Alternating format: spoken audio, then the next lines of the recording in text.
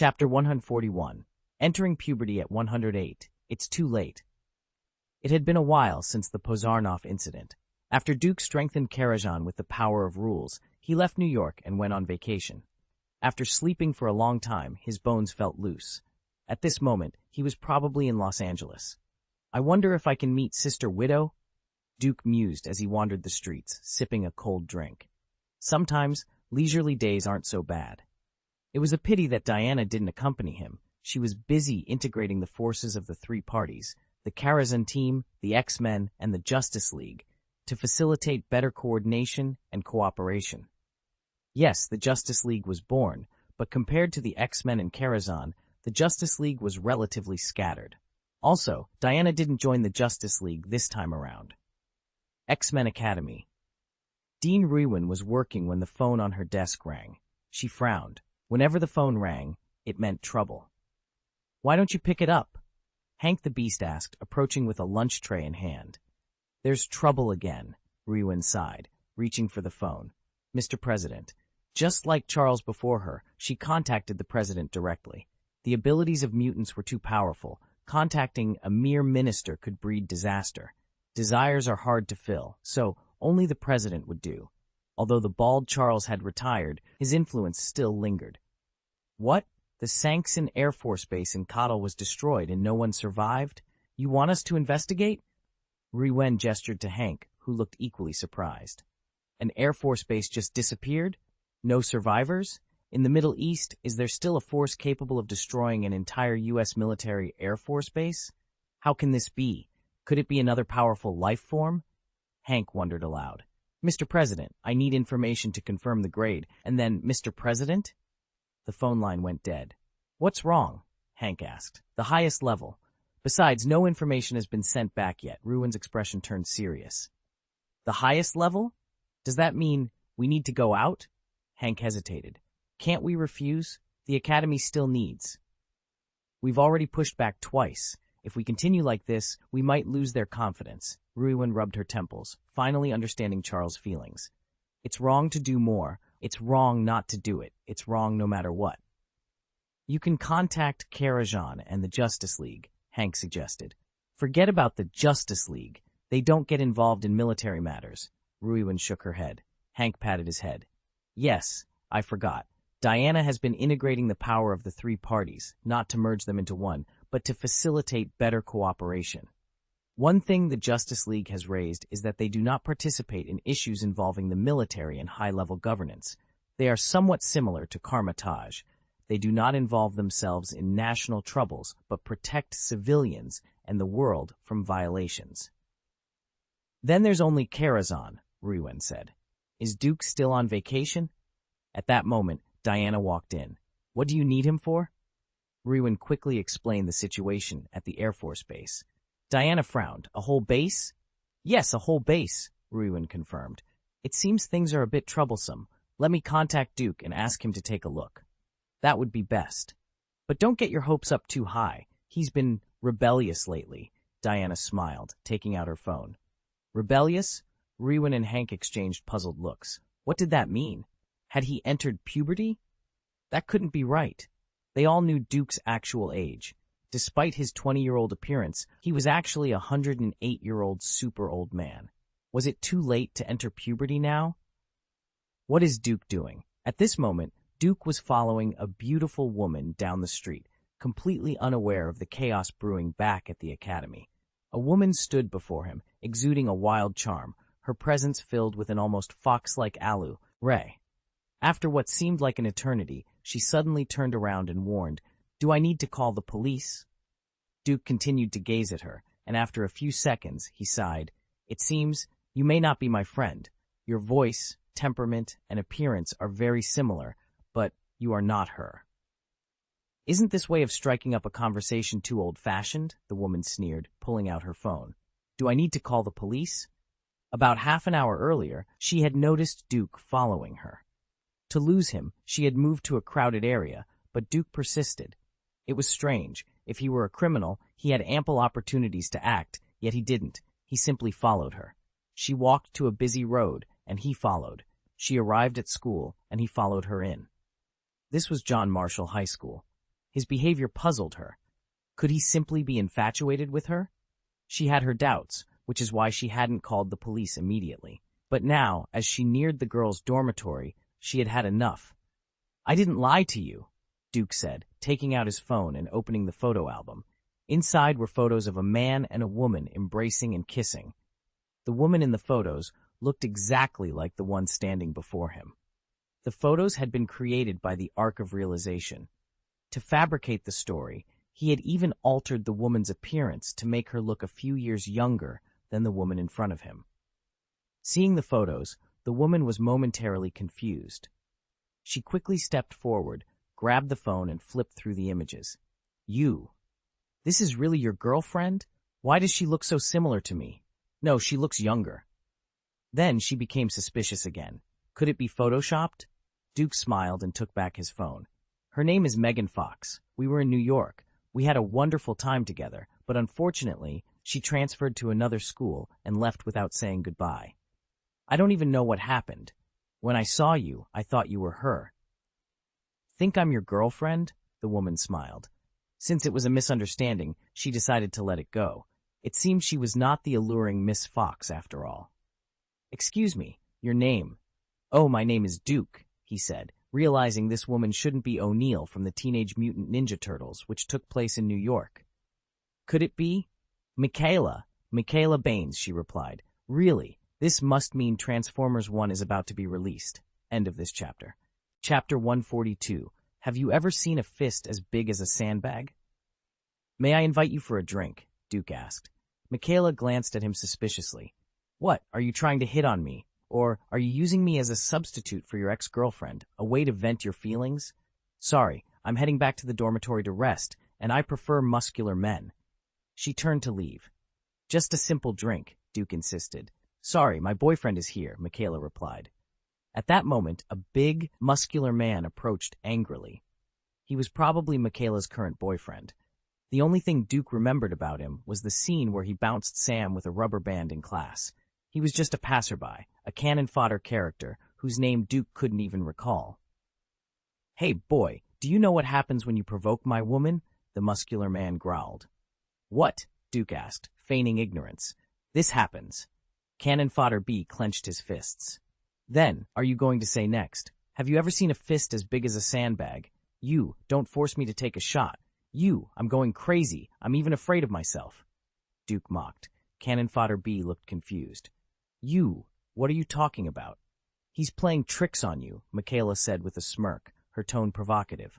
"What? You dare to play me? You're going to hell!" Cannon fodder B shouted, throwing a punch. His punch was thunderous, like a galloping horse, but when it landed, it was light. Duke raised a single finger and blocked the punch effortlessly, leaving Cannon fodder B bewildered. Michaela was also stunned, her mouth agape. "No, it's impossible," Cannon fodder B exclaimed, retracting his arm and throwing another punch. This time, Duke blocked it with just his little finger. "You are not my opponent," Duke said calmly. He then grabbed Cannon fodder B's wrist and threw him down hard, just like the Hulk throwing Loki. Bang! Bang! Bang! Cannon fodder B lay on the ground, gasping for breath, unable to stand up. "Beautiful Miss Michaela, please, let me treat you to a drink," Duke said, leading her away without further explanation. "Hey, Michaela began. "He's fine, just give him a few minutes," Duke reassured her. At the bar. "It turns out that not all muscular men have strength," Duke remarked, smiling at Michaela. Miss Fox was still very attractive. In 2007, Transformers had taken the world by storm. The moment Michaela opened the hood of the Bumblebee in a vest and hot pants, she became the wild goddess in the hearts of countless American boys. Back then, this wild beauty with the surname Fox was named the top 1 sexiest woman in the world by the men's magazine Fenswear without any competition. She was already starting to take shape now, even if it wasn't under the hood of Bumblebee. "That's impossible. Sorry, I didn't mean you. Who the hell are you? Who has that kind of power? Just one finger. Oh my God, I must be crazy," Michaela said, scratching her long hair, still unable to comprehend what had just happened. No matter how she looked at it, it seemed impossible. A slender finger should have been broken under that kind of force. "Don't you like strong men?" Duke joked, making a powerful gesture. Michaela hesitated, then cautiously asked, "You don't really want to use me as a substitute, do you? Don't you just like strong arms?" Duke raised his arms, flexing his biceps. "Do you mind this?" Miss Fox shook her head. No, I don't mind." She really didn't mind. She never thought about having a serious boyfriend-girlfriend relationship with Duke. It was just pure physical attraction. What was this to them? Who didn't have a few little friends? She could go to the Express Hotel tonight if she wanted to. Duke smiled. "Don't worry, I just want to make friends with you, and I won't go overboard. Besides, I already have a girlfriend." "Oh, is that so?" Miss Fox was momentarily stunned and took a sip of her Budweiser, feeling a strange sensation in her heart. I have crossed mountains and seas, and I have also crossed mountains and seas of. Everything I once owned vanished in the blink of an eye. I was lost and disappointed, with no sense of direction. Just now, here we are," Duke said with a smile as he picked up the phone. "Hey, my dear. Oh, what Air Force Base? Oh, Sangsan Air Force Base is destroyed. If it's destroyed, it's destroyed. I'm not going to investigate. I'm on vacation. That's it. Bye." He then hung up the call. Miss Fox was a little confused by the overwhelming amount of information. An airbase destroyed and no investigation? This was perplexing. "Are you the CIA?" she asked. "No." "FBI? It's KLZ." Miss Fox was even more confused. "KLZ, what is that?" Duke smiled but said nothing. "By the way, there's a guy named Sam Witwicky in your class, right?" "Yes, but I don't know him very well," Miss Fox replied, shaking her head. Poor Sam had been in the same school since the first grade and had many classes with her, but he had never made an impression on her, not even a trace. How much of a failure is that? "If he wants to pursue you, stay as far away from him as possible," Duke advised. Miss Fox smiled slyly. "Mr. Duke, who are you? Why do you want me to stay away from someone else's pursuit?" She touched her lower lip with her tongue, trying to seduce him. "It's for your own good. If you get involved with him, you'll encounter unprecedented danger. As for the specifics, it's better not to ask. It's not good for you," Duke said with a laugh. "Is KLZ some secret government organization? And Sam Witwicky, could he be?" Miss Fox asked in a low voice. "Yes," Duke nodded with a smile. "Although I don't know what you're thinking, he's a troublesome person. The Sangsan Air Force Base was destroyed just now." Miss Fox took a deep breath. "He's terrifying." "Shh!" Duke gestured for her to be quiet. "Keep this to yourself. If I didn't miscalculate, the first wave of danger will come soon. Remember, the farther away you are from him, the better." Duke didn't like that face. 2 videos had been released on the internet. One showed him asking a police officer on duty for cigarettes on the street. When no one lent him any, he began to speak ill of the officer. When the officers tried to arrest him, he fled to a nearby hotel, knocked over several people, and was eventually captured in the hotel lobby. The other video showed him drunk at a filming location. From the shaky footage, it was clear he had likely consumed a lot of alcohol. There were also many rumors that he once tried to rape Miss Fox. The first 2 videos seemed to have disappeared shortly after they appeared, thanks to his influential godfather. Let him be alone. End of this chapter. Chapter 143. Catching Another New Pet. Note, the current plot is progressing relatively quickly. I mainly want to connect to the Marvel Universe as soon as possible. Didn't I see that the current plot is all DC and others? Okay, I know. I will pay attention to the plot. X-Men Academy. Diana, who had just hung up the phone, wasn't very angry. She simply shrugged her shoulders and said, "See? I told you, he's currently rebelling, just like a child." Beast, Hank, and Raven exchanged puzzled looks. "What happened to him?" Hank asked. Raven added, "It's not really adolescence, is it?" Diana smiled and turned to walk out. "Don't worry, he's just pretending." Pretending? The two were even more confused. Pretending? What? The world of adults is really difficult to understand. In the Qatar area, a group of surviving special forces was engaged in a fierce battle with an unknown creature. The difference in weapon levels was too obvious, and the special forces were completely suppressed and beaten. Damn it. What is this thing? Be careful. Phone. We need a phone. Here, the phone. Help me to 5-foot emergency. Here, it's an emergency. I don't have a credit card. I'm at war. That's ridiculous. I need a credit card. Epps, where's your wallet? In the pocket. Which pocket? In the back pocket. You have so many back pockets. Left, left, left, Epps yelled. Oh, it's a visa, connected to the Pentagon. At that moment, the world suddenly went quiet, and the sound of gunfire stopped. William felt a bit disoriented, as if the previous battles were all hallucinations. Someone tapped him on the shoulder. Hey, stop calling. Come out and see God. What? William was stunned for a moment, then looked up and was dumbfounded. After a while, he said in a daze, I'm sure I just saw a hallucination.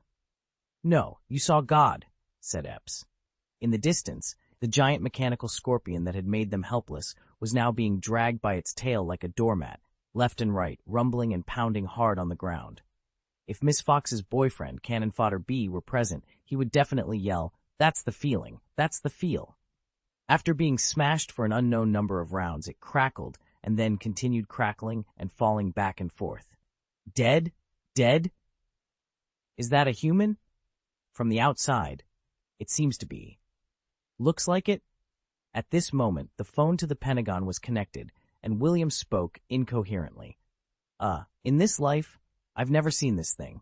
To be precise, 2 things. It's just, one seems to have ended. Even as a seasoned Special Forces captain, William's blood pressure soared at the sight of this inhuman scene. The giant mechanical scorpion weighed at least 3 to 5 tons by visual estimation, and that guy who looked like a human could actually smash 3 to 5 tons of heavy objects back and forth with one hand. It was simply unbelievable. Pentagon. The Predator is coming soon. Estimated arrival in 2 minutes. After the image was sent back, John Keller, the Secretary of Defense, was completely dumbfounded. What is this? I have no idea. They saw that the scene had ceased fire, and among them was a huge mechanical scorpion.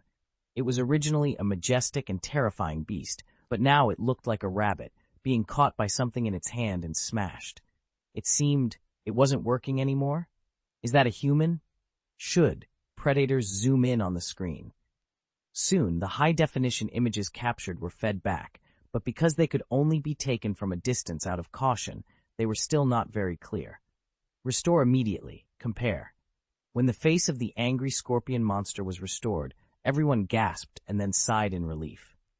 It's Duke of Karazhan. 3 months ago in Metropolis, he once fought against Superman and defeated him with an overwhelming advantage.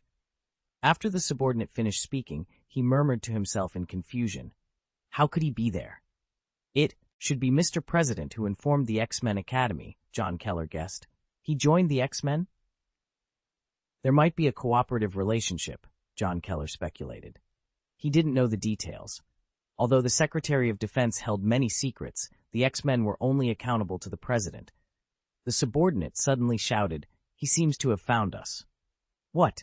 John Keller asked, alarmed. Then they saw the images taken by the drones, which were rapidly expanding. Who let it come near? No one. He caught it. The subordinate pointed to the growing figure on the screen. Then, with a loud crash, the drone's feed disappeared. John Keller felt a headache coming on. He destroyed one of our drones. Should we send the bill to Academy X? At the scene in Qatar, the Special Forces team all took a step back as the man approached, dragging a giant mechanical scorpion. Is he an enemy or a friend?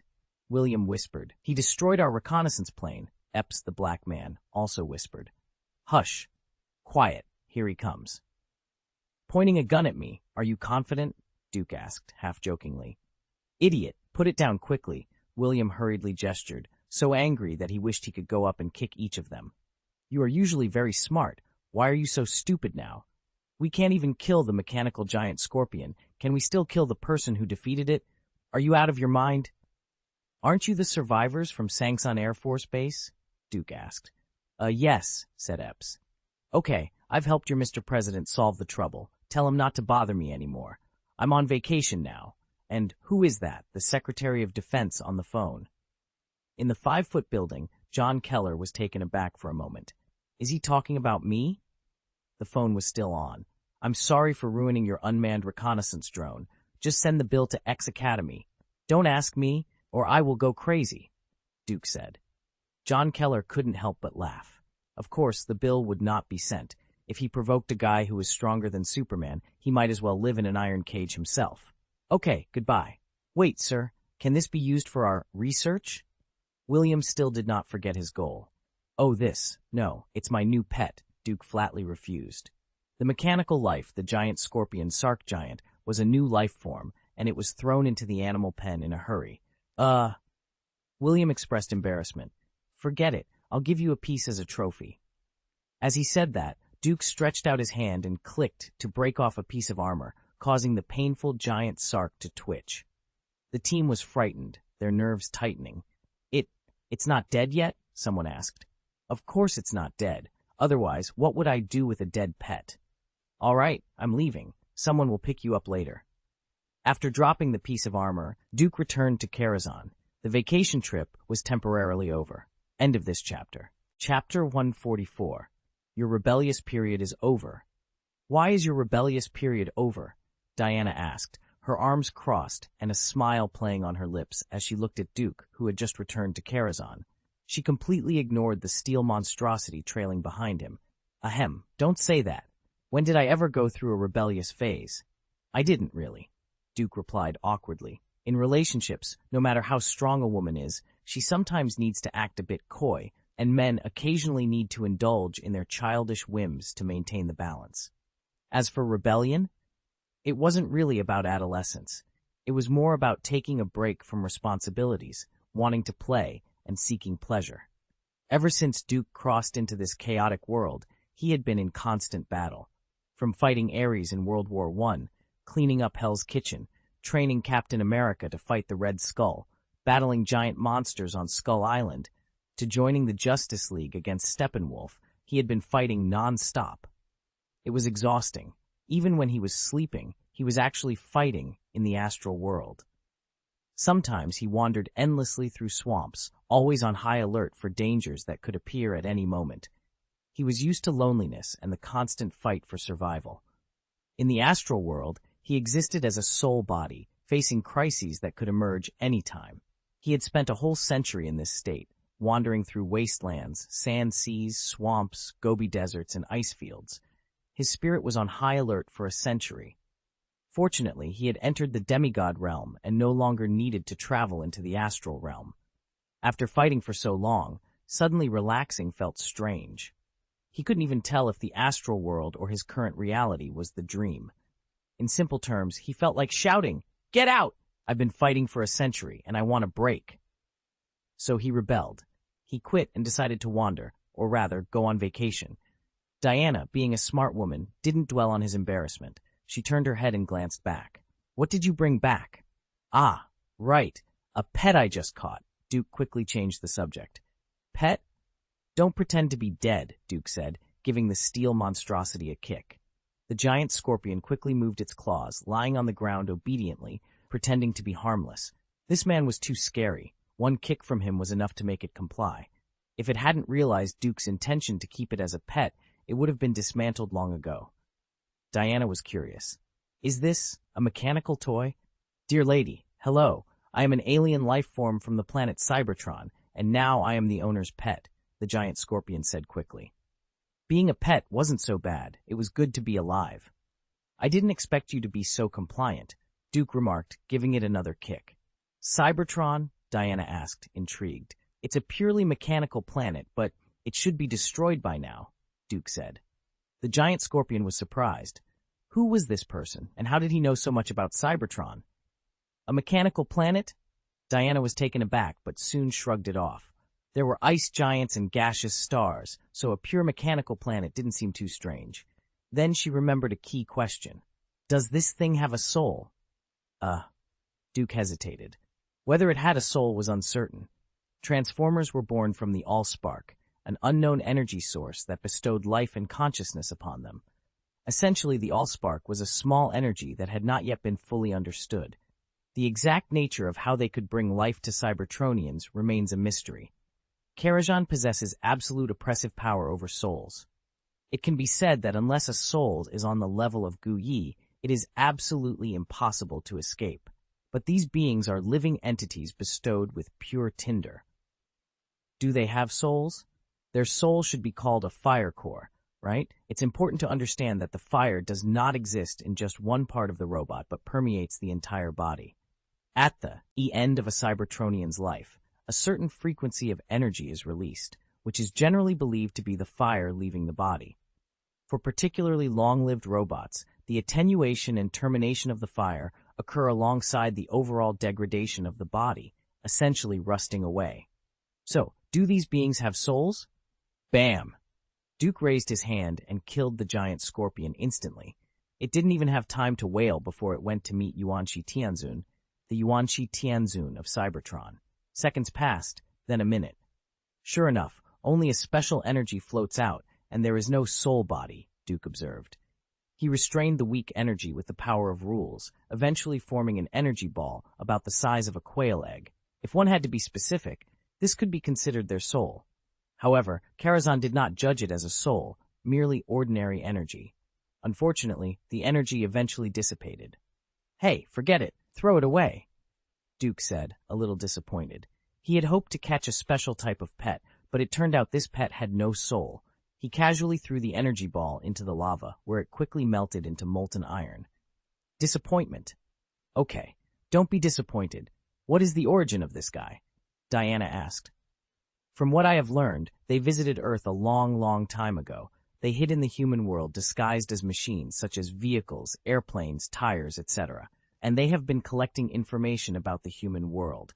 These Cybertronians are called the Advance Army, Duke explained. Diana's eyes suddenly lit up. Now that you mention it, I seem to remember something. In the library of Paradise Island, there is indeed a book that records mechanical life. I didn't pay attention to it at the time, but now it seems the ancestors of the gods have been dealing with them for a long time. Of course, they fought. It's not surprising, like the fallen King Kong in Transformers 2 who also built a pyramid. Although the exact age is uncertain, Apocalypse also built pyramids. It's very strange and ingenious. Could it be that the Brotherhood of the Holy Shield once had conflicts with the Cybertronians? End of this chapter. Chapter 145. Caught several Autobots. In the sky, 4 meteorites were falling. Surprisingly, the Defense Department didn't detect them and didn't arrange missiles to intercept them. As in the original plot, Bumblebee still carried Sam Witwicky to greet the newcomers. Watching the 4 large fireballs descending from the sky, both of them were a little confused. And yes, Miss Fox was there too. Just as the two were about to nervously shake hands, a figure descended from the sky and hovered in front of them. "I knew it, Miss Fox. You wouldn't listen to my advice," the figure said. "It's you." Michaela was stunned, then anxiously added, "You can fly? Wait, listen to my explanation. This is an accident. Really an accident." She recognized him. It was Duke who had advised her to stay away from Sam. It was indeed an accident, accidentally getting into Bumblebee, this car. Sam Witwicky was also shocked by the floating Duke. Is this human? Duke didn't care whether Miss Fox's presence was accidental or intentional, because the 4 big fireballs in the distance were getting closer. Just as the fireballs flew over everyone's heads, he suddenly raised his hands and commanded, "Stop!" In an instant, the 4 big fireballs halted in midair, and the flames gradually disappeared, revealing 4 dark space travel capsules with strange metal patterns. Sam Witwicky sat on the ground in shock. Miss Fox secretly curled her lips. She had actually developed a slight liking for this guy. Was her judgment that poor? The day before yesterday, just after Duke had advised her to stay away from Sam, a man named Sam approached her. Initially, it was just for the sake of convenience, but after considering Duke's words, she decided to travel to Tiger Mountain. Humans have a rebellious nature. If you tell me not to go, I will go, just to see if this Sam Witwicky is really a terrorist. Of course, she also had a bit of a mind that she dared not refuse. If it was really scary, would it annoy him? So she still got into Bumblebee. She was just preparing to deal with it. How could this kid look like a terrorist? He seemed so harmless. Yesterday, Sam ran like hell on his bike, dodging live hornets. She didn't chase after him and didn't find Sam, but she was dragged off by Sam when she was riding by. The follow-up was the same as in Transformers 1, the only difference being whether she was sitting on Sam's lap. Then she was pulled here and saw 2 transforming cars fighting. Suddenly, she saw a big fireball flying from the sky. Nervously, she wanted to grab something, and by coincidence, Sam Witwicky's hand was nearby, so... With Duke's hands together, the 4 big iron balls in the sky were pulled together instantly, as if a holding spell had been cast on them. Then he casually tossed them onto the grass down the slope not far away. "Mr. Guyi, don't hide anymore," he suddenly turned to the side and shouted. "Hey, I haven't congratulated Mr. Duke for becoming a demigod," a voice responded. Not far away, the air seemed to turn into reflective glass, and a figure walked out of it. Half god? Miss Fox was completely dumbfounded. "Mr. Guyi, you?" Duke glanced at Miss Fox and walked forward first. "Let's go and meet these 4 aliens first." "Please," Guyi responded. This old trickster had been hiding nearby early in the morning, probably misunderstanding that Duke had a crush on Miss Fox and deliberately exposing his worth and strength to assist. He wanted to show Miss Fox that what she saw in front of her was a half-god. In fact, it was too much. If Duke really wanted to meet Miss Fox, he would have already made his move. The 4 big iron balls clattered to life, then slowly transformed, combining into 4 tall black iron robots, each about 10 meters tall. "Duke, Nima, how do you look?" If there was no mistake, the 4 Autobots with a black iron appearance were Optimus Prime, Ironhide, Ratchet, and Jazz. They transformed into Earth vehicles, looking almost identical to their original forms, with only minor differences. At first glance, it was hard to tell who was who.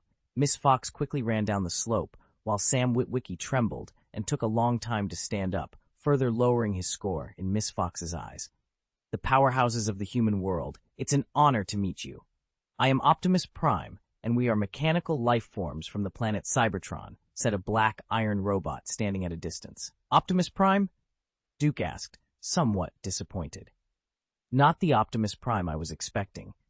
This is my deputy, Ironhide, a weapons expert, and our medical expert, Ratchet. We mean no harm. We are here."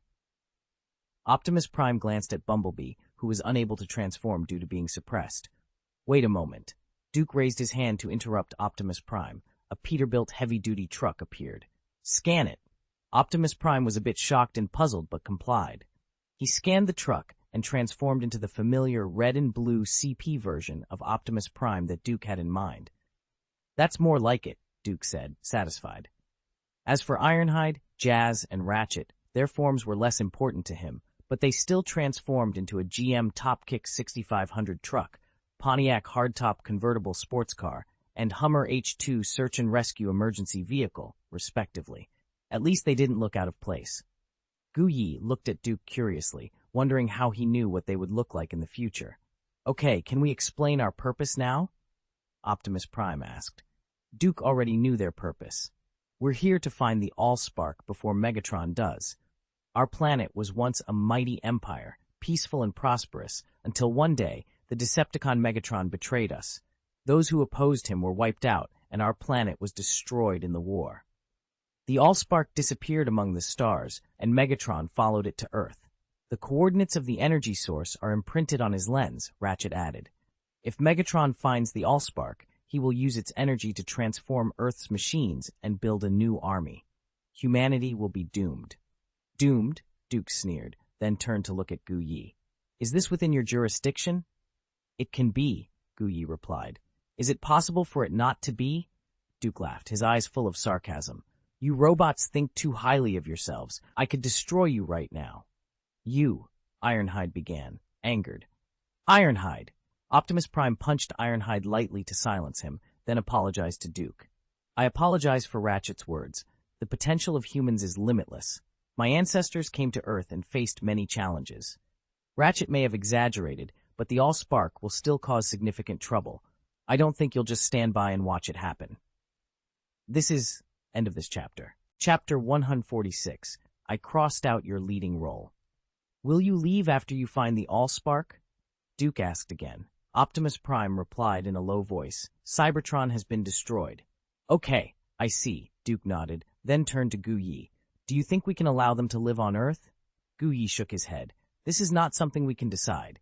"Yes," Duke agreed. "The power of the nation is still very strong. Although Karajan is not afraid, he will not rashly start a war with the United States.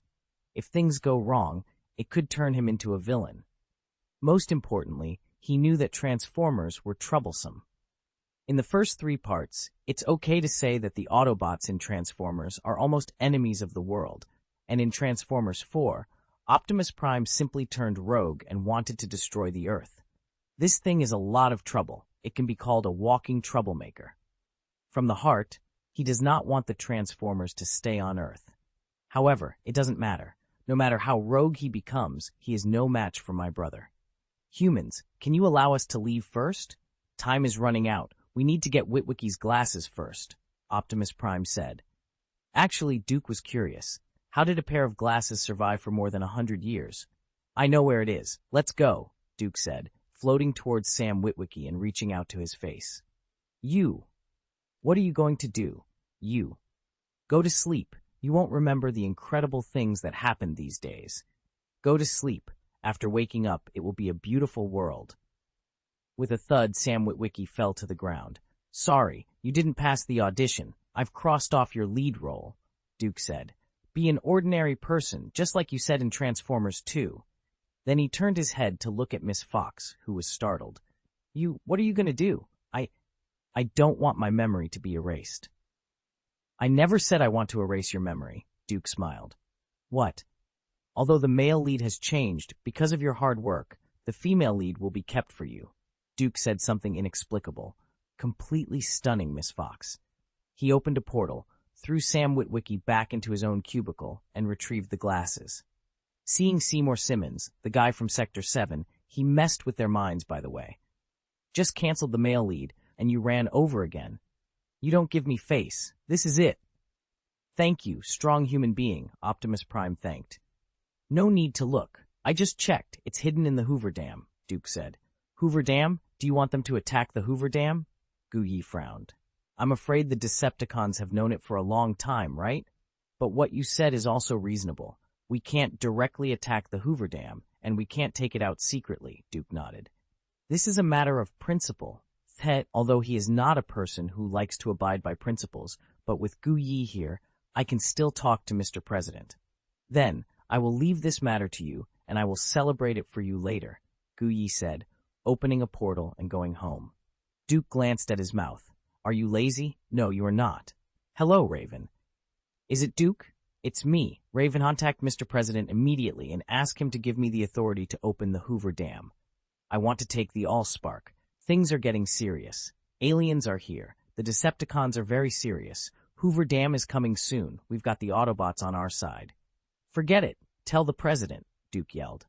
I see. Before hanging up the phone, Duke added another sentence. Oh, by the way, the matter is a bit big for you, but it's nothing for me. Raven listened to the busy tone on the phone, with a black line. Indeed. For most mutants, Transformers are still very threatening. For example, Raven, Beast, Uncle Wolf, etc. You can't hurt them at all. No matter how hard your claws are, you can't hold back the hard iron shell, right? Of course, the current Uncle Wolf is still okay. Most of the mutants face the Transformers. At the end of the street, like Nightcrawler, who can protect Hades himself, Professor X is rendered useless. Quicksilver can pose a threat, but the outcome is uncertain.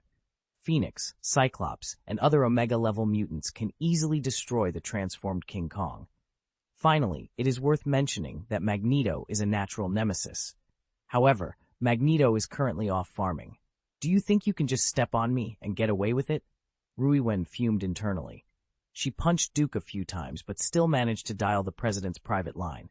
Hello, Mr. President. Meanwhile, Miss Fox, with bloody determination, shook her arm while holding Duke. Do you know Ruiwen? Ruiwen. That Ruiwen is Mystique, Ruiwen, right? I'm her idol, no? She's my fan. Bah, I'm her fan. Can you get me an autographed photo? Michaela is actually a fan of Mystique. It seems plausible. After all, that overweight scientist is a fan of Wolverine. I'll take you to meet her in person some other day. You can get it yourself then. Really? Oh, yes! Miss Fox was so excited that she kissed Duke. Miss Fox is not simple. She has many thoughts. Duke didn't say anything, and soon a message came through on his phone, indicating that the permission had been granted. He resolutely decided not to call, fearing another confrontation. Okay, the permission is enabled, but only one of you can go in with me. Bumblebee let out a series of incomprehensible chirping noises. His sound wave system was still not perfect, but he could finally stand up and transform. Agreed. Let Bumblebee go. Ah. I will send you to a location near the Hoover Dam. According to my judgment, the Decepticons will attack the dam soon, and you can get rid of them there, Duke said. Optimus Prime patted his chest. Understood. In fact, Duke didn't quite understand why they brought the fight to the city. He thought it would be better to battle in the wild. No one on Earth could match the speed of the Decepticons in the wild. Could it be that they wanted to fight in the streets and use the destroyed buildings as cover? Although war sacrifices are inevitable, involving civilians seemed too inhumane. The subsequent compensation would likely bankrupt the government, and certain human rights organizations would make them regret their decisions. The most illogical part was asking Sam to take the Allspark to the roof for a helicopter to retrieve it. Seriously, are helicopters faster than Decepticons? Isn't this a logical contradiction? They built a dam and hid it underground to isolate it from alien detection. Hiding it in the subway would have been more acceptable. Sending it to the top of a building only to have it fall back to the ground. Michael Bay, you're playing with Sam. The logic is completely lost. End of this chapter. Chapter 147. Iron Man inspired by Optimus Prime? After Duke sent Bumblebee in, he left. Of course, he didn't really leave, but observed in secret. Although there were significant differences in the direction of the subsequent plot, he still found himself in Los Angeles. Was it really as he guessed, that street fighting was more effective against Decepticons? It is said that there are many kinds of transformations in Decepticons, but Optimus Prime can only transform into vehicles, which truly justifies the name Autobots. The lead character, Sam, had been replaced by Duke. Now, the heroes were William and Epps from the Special Forces. Naturally, Simmons from Sector 7 wouldn't just sit idly by and had also joined the action plan. This plan was prepared after Duke obtained presidential approval. Although the battle scene still took place in Los Angeles, fortunately, there was no illogical plot where Sam ran upstairs with the Allspark in his arms. To Duke's surprise, S.H.I.E.L.D. agents got involved. He even saw two familiar figures, Black Widow and Hawkeye. At this stage, they were the only two S.H.I.E.L.D. agents who were more familiar and effective. At this time, a party was being held at a certain company, and someone was dancing a slightly funny dance. If Duke were here, he would definitely find this scene familiar because Robert Stark once danced like this on the Tamar. That's right, the one dancing in the arena was Robert Stark's grandson, Tony Stark, who was close to 40 years old. At that moment, there was a boom sound, and the building shook violently. Earthquake! Earthquake! Get down! Panic ensued at the party. Happy, the driver and bodyguard, rushed forward to protect his boss. What, an earthquake? Tony Stark steadied himself after a few shakes. Although he wasn't sure, he keenly sensed that the vibration frequency was extremely abnormal, not like an earthquake. The Los Angeles area is located on the west coast of the United States, within the world's largest seismic belt, the Circum-Pacific Seismic Belt, and is a high earthquake-prone area. However, the shaking this time was not the inertial shaking of an earthquake. It felt more like being attacked by a shell. Don't ask why he would know what it's like to feel after being hit by a shell. Happy, what's going on outside? I don't know. It seems to be a fight. Soon the bodyguard at the bottom sent a message. Aliens have invaded, and the whole of Los Angeles is in chaos.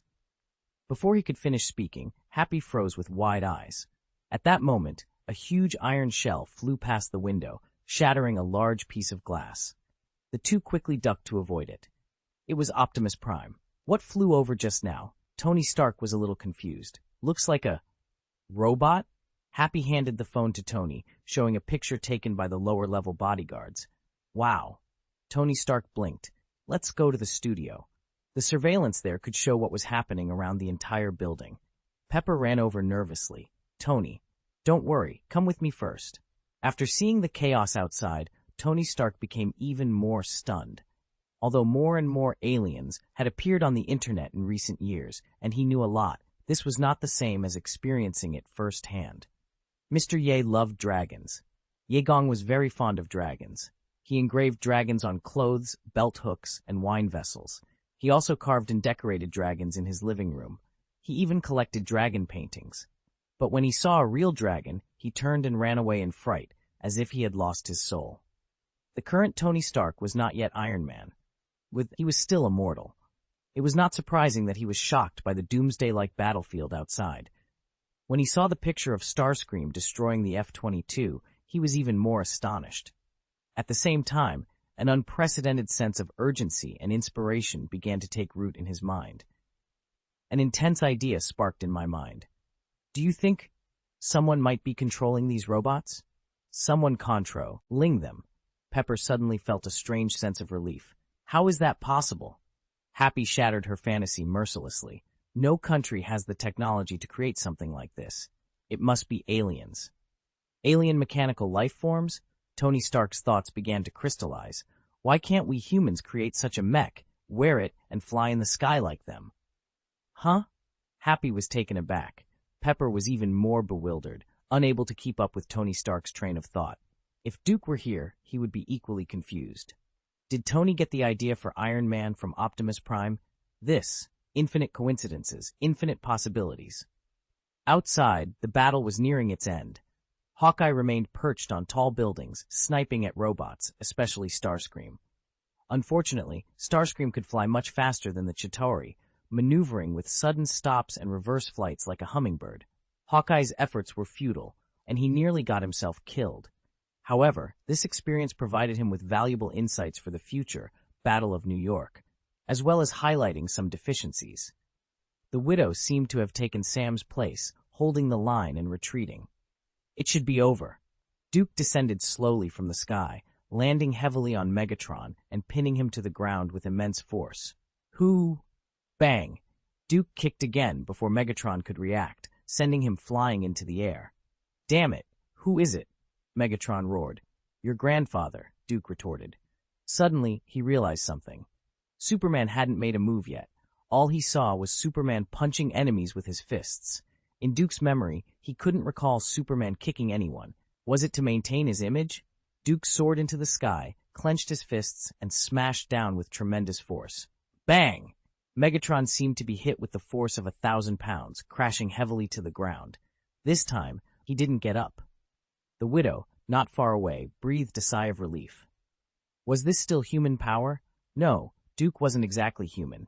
Duke was a target that S.H.I.E.L.D. had been closely monitoring, one of the few entities they dared not provoke. However, she didn't know that Duke was considered an old man even before S.H.I.E.L.D. existed. Tony Stark took a deep breath. I think I just saw my grandfather. Huh? Mr. Robert? Pepper was stunned. You saw a ghost in broad daylight? Happy was speechless. Tony's father was dead, and his grandfather had been dead for decades. Seeing his grandfather now? What the hell? Of course, this grandfather wasn't that grandfather. Tony didn't explain the grandfather in Karazhan. He knew of Duke's existence but had never been to Karazhan, not even to see grandmother Diana since Howard's death. End of this chapter. Chapter 148, Negotiation. The battle was over. With Duke joining the fray, any conflict could be swiftly concluded, as few beings could withstand his punch. Combining the strongest physical attack from Superman with his supreme magic, Duke could easily take down Thanos. As for the Transformers, their strength levels were hard to gauge. They seemed formidable, but even William from the Special Forces could take one down with a howitzer. Miss Fox watched the entire battle from a distance, her mouth agape. She had expressed a desire to go to New York, but her family's financial situation was poor, and Duke didn't offer her any assistance beyond clearing her criminal record and releasing her father. The determined Miss Fox insisted on attending a university in New York, even if it was a third-rate institution. If that didn't work, she planned to find a job there. Was she trying to cling to him? Duke didn't comment, but he was curious to see how Michaela would meet O'Neill, the heroine from Teenage Mutant Ninja Turtles. Seeing two identical people together would be amusing. The battle in Los Angeles was over, but the aftermath was the most troublesome part. Four-party negotiations began. John Keller represented the Department of Defense, the President, and the U.S. military. Duke represented himself, Karazhan, and X-Academy. Nick Fury represented S.H.I.E.L.D. and the council behind it, and Optimus Prime represented the Transformers. The massive S.H.I.E.L.D. aircraft carrier had appeared early. Due to Optimus Prime's enormous size, The meeting couldn't be held in a conference room and had to take place on the open-air deck of the aircraft carrier. All irrelevant personnel were cleared out, leaving only those with status and strength to stand guard, such as Maria Hill, Phil Coulson, Agent Number 13, and Hawkeye. Their presence seemed more for show than actual security. The beautiful widow, Natasha Romanoff, served tea and water. Duke gave her a flirtatious look, which she ignored, returning a blank stare instead. Duke then turned his attention to Optimus Prime, using the power of rules to compress his size. The 10-meter-tall robot shrank to a life-size figure of 2 meters. Nick Fury's face showed clear annoyance. "Why didn't you do this earlier? We could have held the meeting in the conference room instead of freezing out here." Secretary of Defense John Keller looked equally exasperated. Optimus Prime silently reminded himself that Duke was not someone to be trifled with. John Keller began the negotiations. "This meeting is primarily about 2 points. 1. The question of your fate. 2. The ownership of the Allspark." The Allspark had not been completely destroyed and remained mostly intact. As soon as Keller finished speaking, Optimus Prime interjected, "The Allspark belongs to us. It is our life and our mother. Imagine if your mother, could she belong to someone else?" His words were blunt, leaving John Keller at a loss for a moment. "Mr. Optimus Prime, we cannot allow you to carry around an uncontrollable energy source. Its threat level is comparable to a nuclear explosion. Since you claim to have changed, please consider our perspective. If someone were running around your home with a deadly weapon..." Optimus Prime fell silent, acknowledging the unavoidable issue. "Unless you leave Earth and never return," Duke said nonchalantly, his feet propped up on the negotiating table. "Does Mr. Duke want us to leave?" Optimus Prime asked. "You guys are indeed troublesome, but to me, it's not a big deal," Duke replied, waving his hand dismissively. "I want to emphasize that." Optimus Prime hesitated. Cybertron was finished, and they were essentially homeless. Wandering the universe was a harsh reality, and their numbers were dwindling. They needed a stable planet and the protection of a strong ally. After thousands of years of wandering, Optimus understood this truth well. Even if they wanted to leave Earth, it would be difficult. Their spaceship had disintegrated upon entering Earth's atmosphere, making departure nearly impossible. Despite being made of metal, they couldn't just fly into space, not yet at least. Given the current situation, staying on Earth seemed like the only viable option. The hillbilly corned egg suggested, "You can hand over the fire source to S-Child for supervision." "Sorry, I don't trust you," Optimus Prime replied, glancing at Nick Fury and shaking his head. Although these were comrades who had fought alongside them, their sudden appearance made Optimus wary. He was more inclined to trust John Keller, the U.S. Secretary of Defense, over Nick Fury. The fire source could only be entrusted to a reliable third-party force, not to any single country. John Keller sighed in relief. He knew the chances of keeping the fire source were slim, but he didn't want it falling into Nick Fury's hands. As Secretary of Defense, he was responsible for the United States, while S-Shield operated under the Council, often with conflicting interests. "Okay, I'll take care of the fire seed source," Duke said, knocking on the table with his foot. "Mr. Duke," the country bumpkin protested, eager to secure the new type of energy. "You seem to have forgotten who gave you the universal Rubik's Cube, right?" Duke glared at him, warning against greed. Ahem. The country bumpkin coughed a few times and backed down. Howard had kept these matters top secret, and he knew there would be no gains today. Maria Hill, Phil Coulson, Widow Sister, Hawkeye, and others were slightly taken aback. It sounded like Duke had given S-Shield the universal Rubik's Cube. What was his history? They had limited information, only knowing that Duke was a World War I veteran who still appeared to be 20 years old, indicating his longevity. "If Mr. Duke takes care of it, I am very relieved," Optimus Prime nodded. "Aren't you afraid of my ignorance?" Duke joked. "Haha, Mr. Duke, you must be joking. With your strength, you wouldn't be interested in the source of fire." Optimus Prime was right. The fire seed source was valuable, but not as much as the mother box. It could only create mechanical life, which was not particularly useful to Duke. He had no interest in mass-producing transformers. With the ownership of the fire source settled, John Keller introduced a new topic. Since Mistress Optimus Prime has decided to stay on Earth with the Autobots, let's discuss cooperation. Right, since you've decided to stay in the United States, we should talk about cooperation, the country bumpkin added, not wanting to be left out. Duke, uninterested in the negotiations, knew he had added another item to his collection. Leaving the negotiating table, he approached Maria Hill. "Miss Hill, how about I buy you a drink?" "Sorry, I still have work," she replied. End of this chapter. Chapter 149, Digging Ice. "Sorry, I still have work to do." Well, that was a rejection. It is said that Maria Hill never smiles when she is in uniform, but becomes a different person when she takes it off. Next, Duke approached Natasha Romanoff. "Miss Romanoff, how about I buy you a drink?" Natasha gave a charming smile, though her eyes were a bit cold. "You were rejected by Hill. If I agreed so easily, wouldn't that lower my value?" "Heh-hee," Hawkeye chuckled from nearby. "Looks like I'm going to strike out again," Duke said, shaking his head. He then turned to Agent Number 13. "Miss Carter." "Sorry, I too." Sharon Carter began, but Duke waved his hand. "You remind me of your aunt," he said. Sharon's voice stopped abruptly. How do you know about my aunt?" She hadn't told anyone her identity, and only a few people knew, most of whom were no longer around. "How do I know? I worked with your aunt and was also Captain America's instructor. Why do you think I wouldn't know?" Duke explained. Sharon Carter, influenced by the deeds of Peggy Carter and Captain America during World War II, had joined S.H.I.E.L.D. when she grew up. She was stunned by Duke's words. Your aunt never married, right? I really can't tell." "She and Steve had such a deep relationship," Duke said, shaking his head with a smile. "To be honest, I never realized it. How did they manage to stay together?"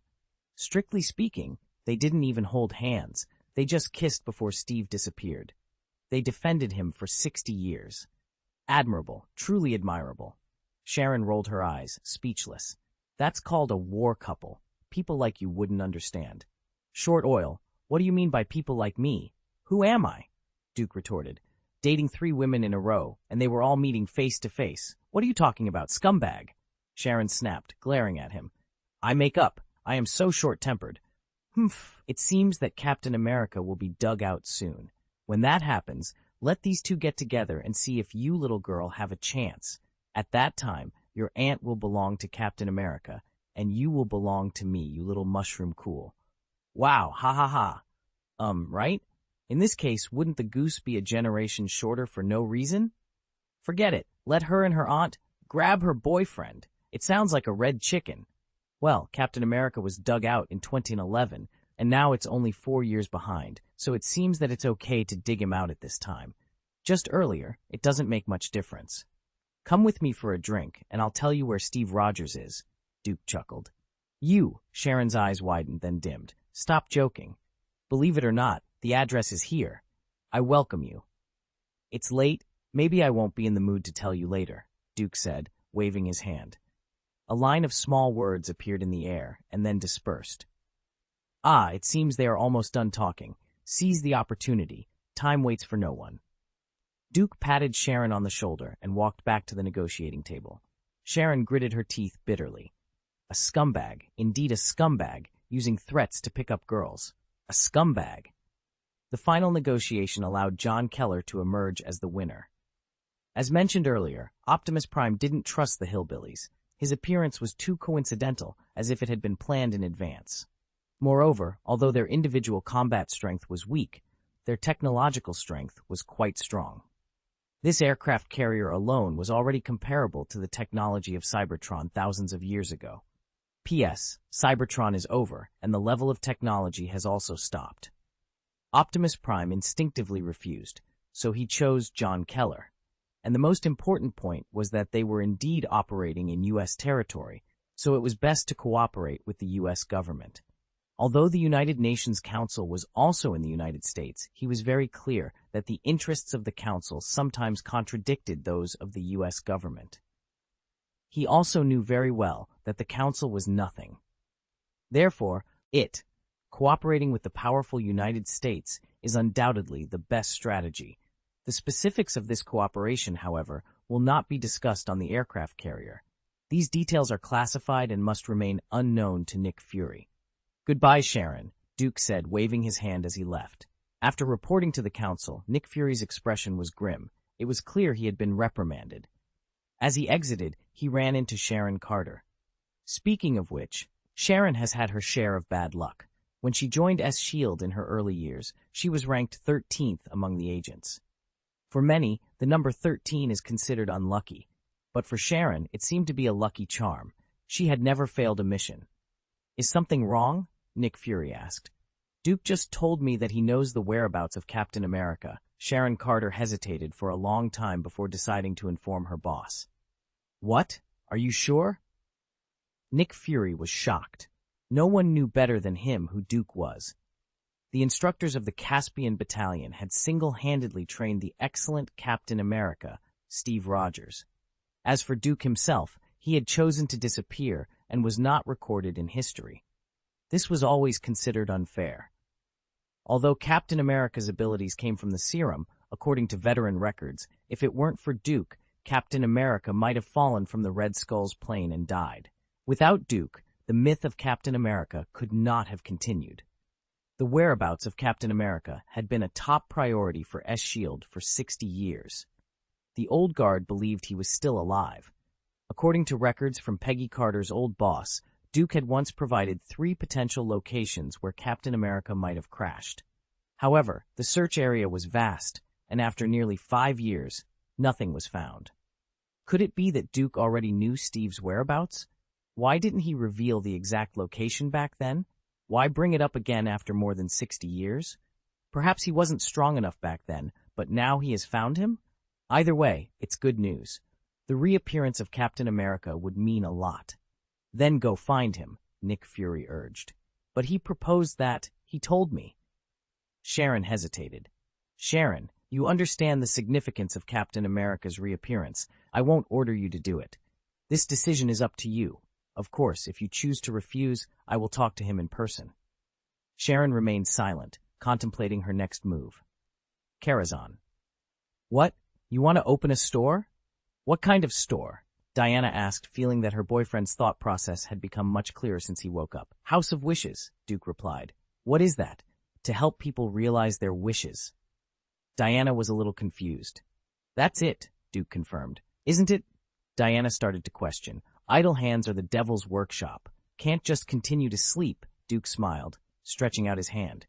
"Wife, send money." Diana was speechless. Thanks to Jili Yulan for the generous reward, the first rudder was born. End of this chapter. Chapter 150. The eldest grandson was captured by a monster. Duke had no money, and he looked somewhat like Jack Ma. "I haven't received a month's salary," he often lamented. "I've never touched money, and I'm not interested in it." The money was in Samir's hands, and the entire Heaven's Kitchen belonged to Karazhan. Heaven's Kitchen, previously known as Hell's Kitchen, is a rectangular area bordered by 59th Street to the south, 34th Street to the north, 8th Avenue to the east, and the Hudson River to the west, situated in the Midwest of Manhattan. Hell's Kitchen was a notorious slum in its early years. After Duke arrived in New York in 1920, he initiated a major rectification. Now, Hell's Kitchen has transformed into a paradise, boasting the lowest crime rate in New York.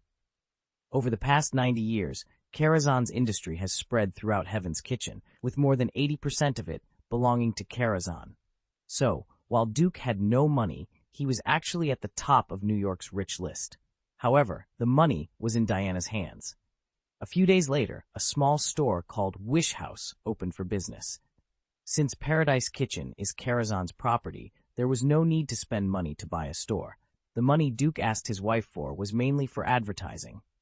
When Sharon Carter entered the Wish House, she was completely dumbfounded, thinking she had stepped into a magical fairy tale world. The entire hut was covered with strange, dark green vines, and there were countless lamps on the vines that emitted warm yellow and white halos. Upon closer inspection, she realized they were not lamps, but flower buds. Everything, including seats, sofas, and counters, was made of these vines. There were no light bulbs in the hut. The lighting came from these glowing buds. Countless elves flew up and down, taking care of everything in the house, including the wineglass in her hand, all brought by the elves. The whole house looked like it belonged in the world of a magical witch. Sharon Carter glanced at Duke, or rather, the magic wizard. Wish House, is this a place for people to make their wishes come true? Sharon Carter asked curiously. The dark green vines looked alive. Some were extremely hard, while others were softer than a sofa, like the one she was sitting on now. Of course, it's not any wish. They won't help with something like, "I want to be president," Duke said, lying comfortably on a vine hammock. Then what about my wish? Can you help me realize it? Sharon Carter smiled and put down the bottle in her hand. I've already drunk it, she hinted, implying she wanted another drink. Of course, Duke glanced at her and smiled. He wasn't interested in picking her up. He was looking for a suitable candidate for the U.S. team's reappearance. The eldest niece was just right, not his eldest niece, but Captain America's eldest niece. At that moment, a piece of news suddenly appeared on the TV. According to the latest news, Tony Stark, the current chairman of Stark Industries, was ambushed during a business transaction in Afghanistan, and his life and death are unknown. This is NBC, our reporter Rice reporting. Duke suddenly stood up. This unlucky grandson had been captured again. Why again? It seemed like Iron Man 1 had happened ahead of schedule. Well, nothing was ahead of schedule. We'll talk about the ice-digging operation later. I think S.H.I.E.L.D. has something to do, Duke said coldly. Although Sharon Carter was very disappointed, she knew now was not the time to discuss the U.S. team. She was aware of the relationship between Howard Stark and Duke. While she didn't have the clearance to view S.H.I.E.L.D. files, many people knew about the photo Howard often carried. Before his death, Howard frequently visited Karazhan. It wasn't hard to guess the relationship between them. Duke glanced at the screen, then opened a portal back to Karazhan. There was a TV in Karazhan, and Howard had obviously seen it too. Seeing Duke return, Howard suddenly knelt down. Tony's in trouble. Don't worry, he reassured him. According to my seniority, I'm practically his grandfather. How could I let anything happen to Tony? I'll head to Afghanistan right now. Don't be nervous. I've seen that boy Tony. He's not someone with a short lifespan. Duke raised his hand to help Howard stand up.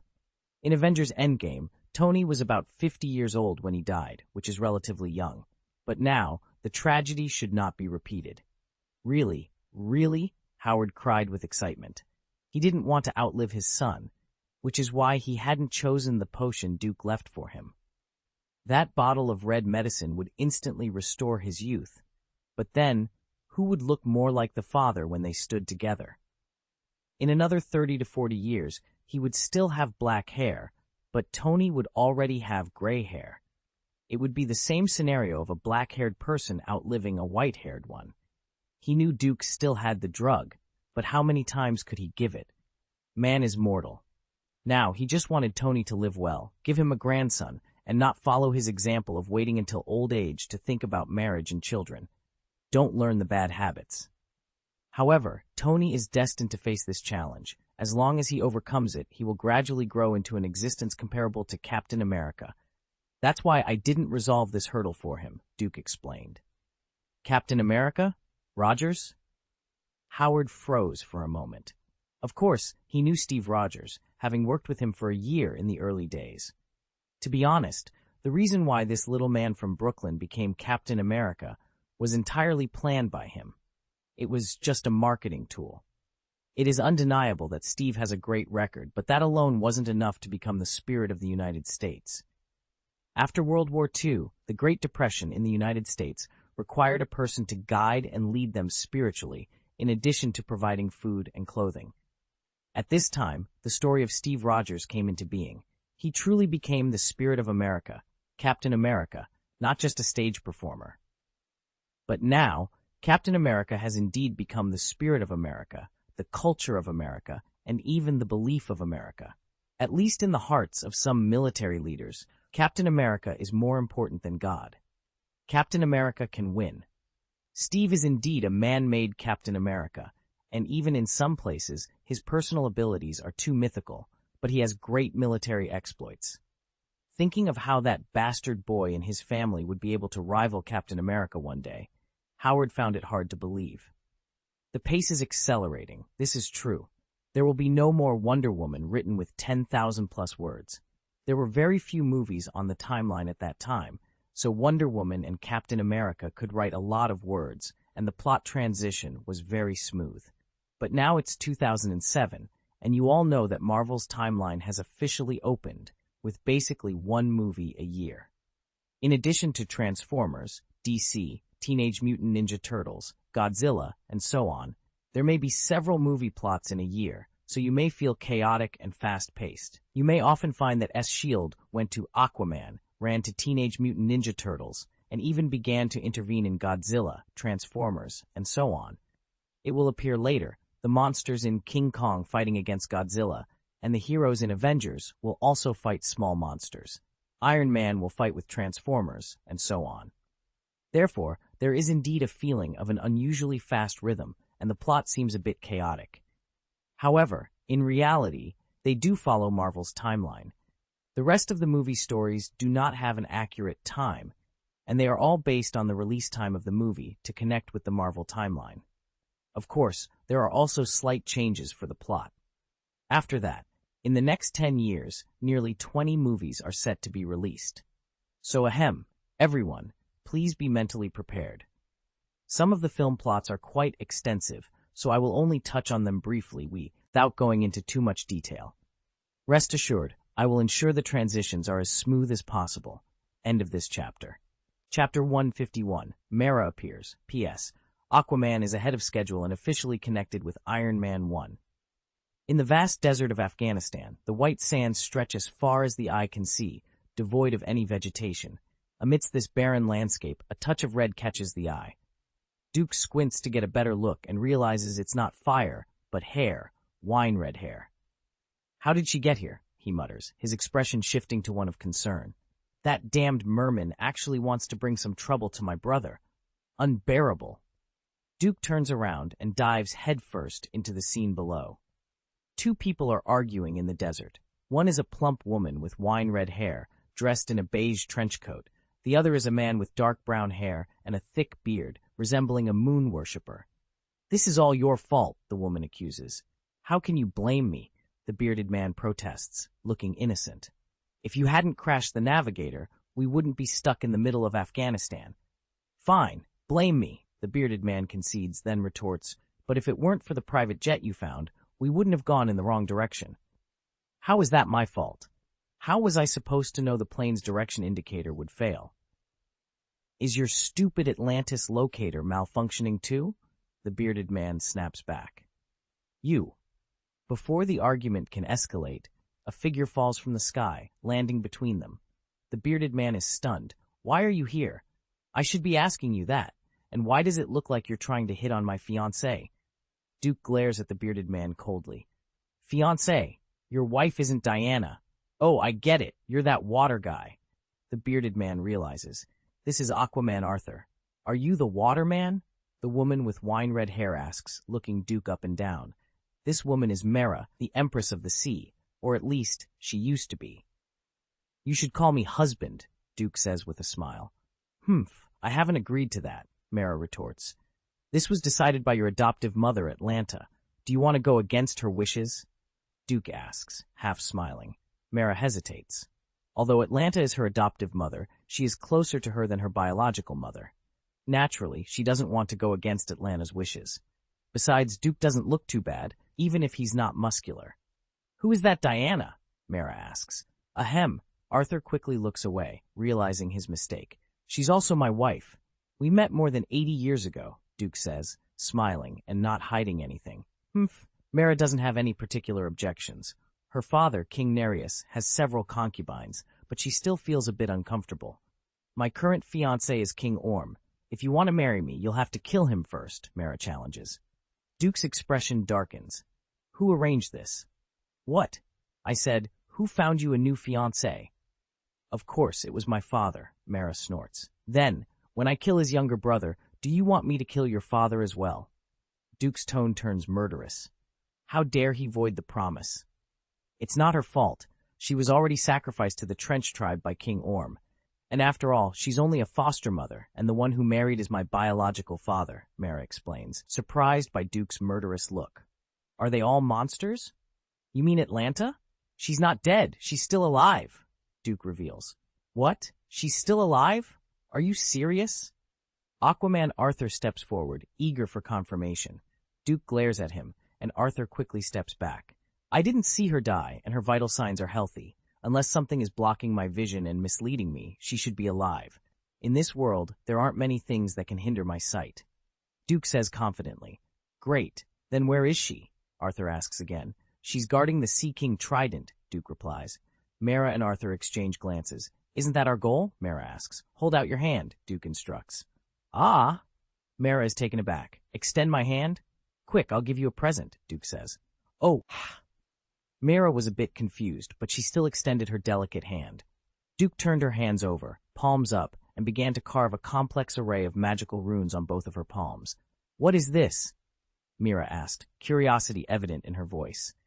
The two blue rune circles flickered briefly before disappearing, leaving no trace on her palms. Duke didn't respond immediately. Instead, he waved his right hand, creating a portal beside him. He then tossed a rock into it. Both Mira and Arthur were stunned. Through the portal, they could clearly see the bottom of the ocean. If they were not mistaken, it appeared to be the surrounding sea area of Atlantis. What on earth are you doing? Mira asked, even more perplexed. This is a small portal gate, and the rock I threw in is a beacon. As long as the magic circle is activated, you can draw upon the endless seawater from the ocean's depths. It's like carrying a mobile reservoir with you, Duke explained. Mira's eyes gradually lit up. Really? Her ability to control water was formidable in aquatic environments, but on land, where water was scarce, she was no more powerful than a highly trained agent like the Black Widow.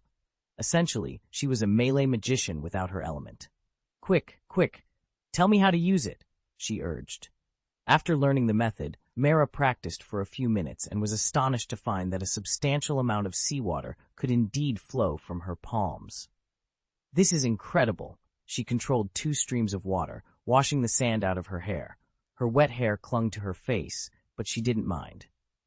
All right, enough playing around. Tell me, why did you come here? I thought Atlantis was in the Atlantic Ocean, not the Mediterranean Sea, Duke asked, curious. Atlantis was indeed in the Atlantic Ocean. Based on the movie, they should have landed directly on the west coast of Africa and then traveled to the Sahara Desert. Duke was puzzled as to how they ended up in Afghanistan. It's his fault. Mira glared at Arthur, who looked sheepish. Even though he was her fiancé, he didn't dare to argue. It was indeed his mistake. After listening to Mira's explanation, Duke couldn't help but laugh. It turned out that Arthur had been piloting a submarine and had somehow crashed the navigator. They had inadvertently passed through the Strait of Gibraltar into the Mediterranean and eventually landed in Turkey. From there, they rented a private jet to fly to the Sahara Desert. However, they encountered an updraft mid-flight, causing turbulence that malfunctioned the instrument panel, and they ended up in Afghanistan. Neither of them had noticed the navigation malfunction. When the plane finally broke down, they had to parachute into the desert. And that's how they ended up here. End of this chapter. Chapter 152, Important Supporting Roles. So you're going to the Lost Country to find clues? Uh-huh. Location? It's... Okay, you come with me to save someone first, and then we'll go after your Sea King's trident, Duke said, waving his hand dismissively. Save someone? Who do you need us to help save? Arthur asked curiously, puzzled by the powerful Duke's request. My eldest grandson. You have grandchildren? Mira was shocked, but then she remembered Diana from 80 years ago and realized it wasn't surprising that Duke had a grandson. But was the grandson really that weak?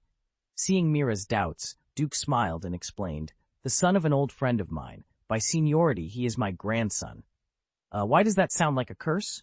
Mira thought. Forget it, just come along with me. Think of it as a tourist trip, Duke said. He then picked up Mira like a princess and flew into the air. Hey, what about me? Arthur shouted from below. I won't carry you, Duke replied. Arthur grumbled, I don't want to be carried by you either. The thought of that scene was too awkward. Although he couldn't fly, he could jump. I jump, he muttered as he chased after them. The desert was vast and boundless, but sensing life energy in the desert was simple for Duke. In a densely populated hill, in a bare, rocky, mountainous area, a very dense life reaction was gathered. It should be here. Let's go, Duke announced. Hey, Arthur sighed, but still jumped up and followed. Mira carefully hid behind a rock, observing the vicious bandits in the mountain area. She frowned. Who are those people? Bad guys, Arthur replied. How do you know? Because I'm a good person. Whispering nonsense, Mira scoffed. Let's go. Duke took the lead and walked towards the heart of the mountain. Hey, this is really worrying, Mira muttered. She tried to stop them, but failed, so she followed, ready to use her water powers if necessary. Soon, she realized something was wrong. The bandits around them couldn't see them. Although they were only 200 meters away with no cover, the bandits acted as if they were invisible. Were they all blind? What have you done? Mira asked. Didn't you notice the changes around you? Duke replied. Mira glanced around and noticed something strange. There seemed to be shiny glass shards in the surrounding air. She realized these shards were all around them, enveloping them. This is a mirrored space. You don't need to understand the specifics. Just know that this is a world controlled by magicians. It's a world of its own, and people in the real world can't see us, Duke explained with a smile. He then walked into a cave. In the innermost secret room, Ethan was talking to the future Iron Man, Tony Stark. Stark, your people must be looking for you, but they will never find you in this mountainous area. You saw it just now, your Stark legacy. Your life's work has fallen into the hands of murderers. Do you want to leave this world like this? Is this the last resistance of the great Tony Stark? Or will you think of a way? What's the point? They'll kill me anyway. If they don't, I only have a week to live, Tony said, feeling despondent. With only a week left to live, whether he acted or not, the result was the same, death. So, this is a crucial week for you, isn't it? Ethan pressed. Suddenly, Tony's eyes lit up. You're right. Even if he was going to die, he had to solve this problem. It was his mess, and he had to clean it up himself. Only then could he rest in peace. What's right? A voice suddenly interrupted, startling both men. They turned to see 3 people, 2 men and 1 woman, standing there. The man in the middle was his grandpa. The same face he had seen in pictures for 37 years, unchanged. You are. Ethan was shocked and turned to look at the monitor. How did you get in? They must have found out, and they'll come in soon. They were dragged into the mirror space, and what they saw outside was just an illusion left by Duke. Tony waved his hand dismissively. Don't worry, he's with me. Why, seeing Grandpa, are you so unhappy? Duke's voice had a villainous edge to it. Mara looked at Tony in shock. Could this guy be Duke's bully? It's the first time we've met. I didn't expect it to be under such circumstances. It's really, grandfather. Good afternoon. Tony shrugged awkwardly, forcing a smile. For years, he had imagined meeting Duke, but he never thought it would be like this. Shame. Shame. And with a battery hanging on his chest, he felt utterly ridiculous. Ha! Duke laughed triumphantly.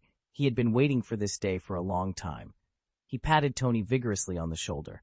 Okay, grandson, okay. Tony winced. I'm not doing well right now.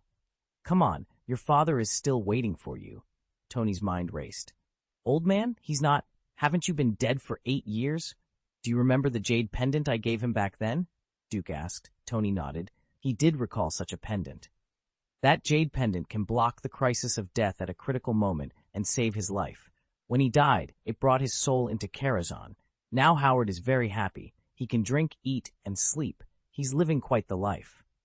Tony still couldn't accept it. The old man is in Karazhan? Wait, isn't he dead? And his soul can eat and drink? Otherwise, if it wasn't for your old man, would I have come to save you? Hurry up, I still have things to do. With that, Duke opened a portal. Tony hesitated, but did not leave. I want to use my power to end all this. I can get out of here by myself. Mara took a careful look at Tony and said, Your grandson is very strong. She had an extremely keen sense of water flow, and by probing the moisture in Tony's body, she realized this guy was dying. I think you're insulting me on purpose, Duke said, glancing at Mara, his forehead creased with frustration. What did she mean by your grandson? It felt like she was calling him a grandson. Mara giggled, not explaining anything. She had done it on purpose, insinuating. Are you sure? Duke sighed. Yes, Tony affirmed. What about you? You can leave, Duke said, turning his head to glance at Ethan. There are 4 important supporting characters in Marvel. 1. Dr. Erskine. the scientist who created Captain America and instilled a sense of justice in him.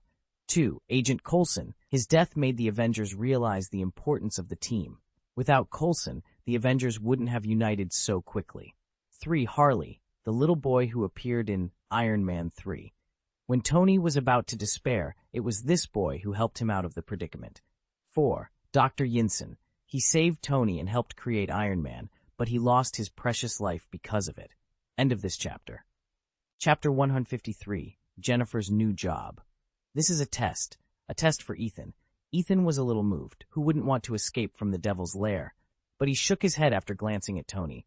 I have to stay. Without me, he can't do it alone. Hey, I can do it. Tony shook his head and smiled. No, you can't finish it. Without me, you will die immediately, Ethan insisted. Tony didn't argue further. Without an interpreter, it was difficult for him to communicate with the bandits. If someone disappeared mysteriously, those guys might take risks. Thank you, Ethan. You're welcome. This is my plan.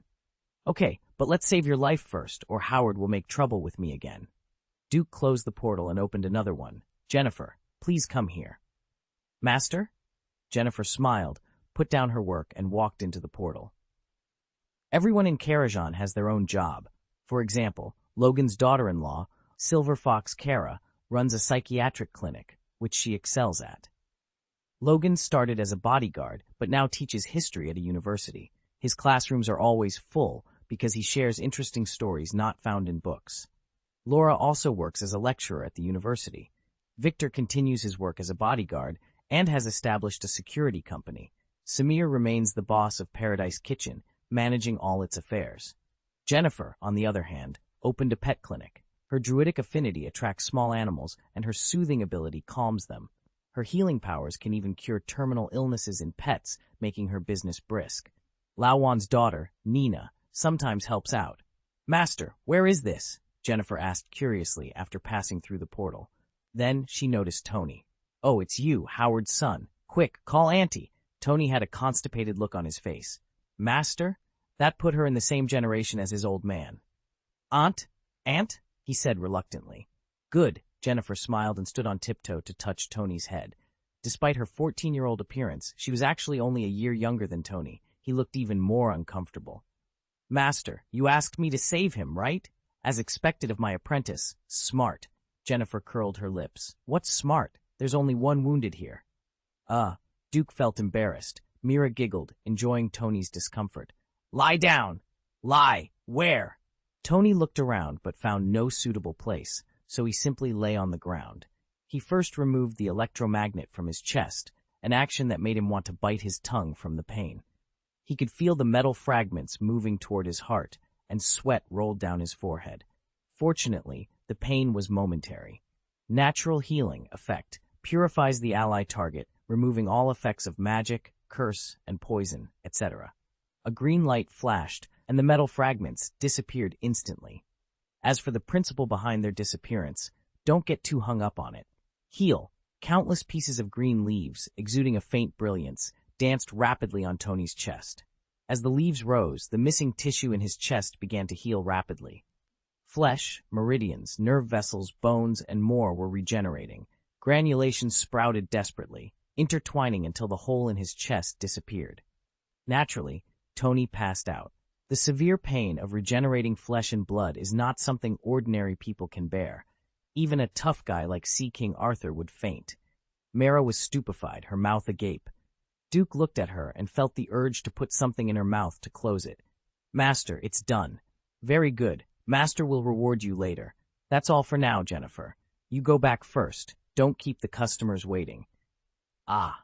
Jennifer turned around and walked into the portal, but the moment she turned around, a trace of loneliness flashed across her face. Duke didn't notice it, but Mira did, and it made her feel a little upset. Hey, wake up! Wake up! Ethan slapped Tony's face repeatedly until he finally woke up. What's wrong with me? Tony asked, disoriented. You fainted. By the way, your grandfather has already left, and he left this for you. Ethan stuffed a white jade pendant into Tony's chest pocket. He had one too. Jade pendant? Tony's eyes widened in realization. Does this mean my old man was in danger? Yes, Ethan confirmed, showing his own pendant. By the way, my chest, huh?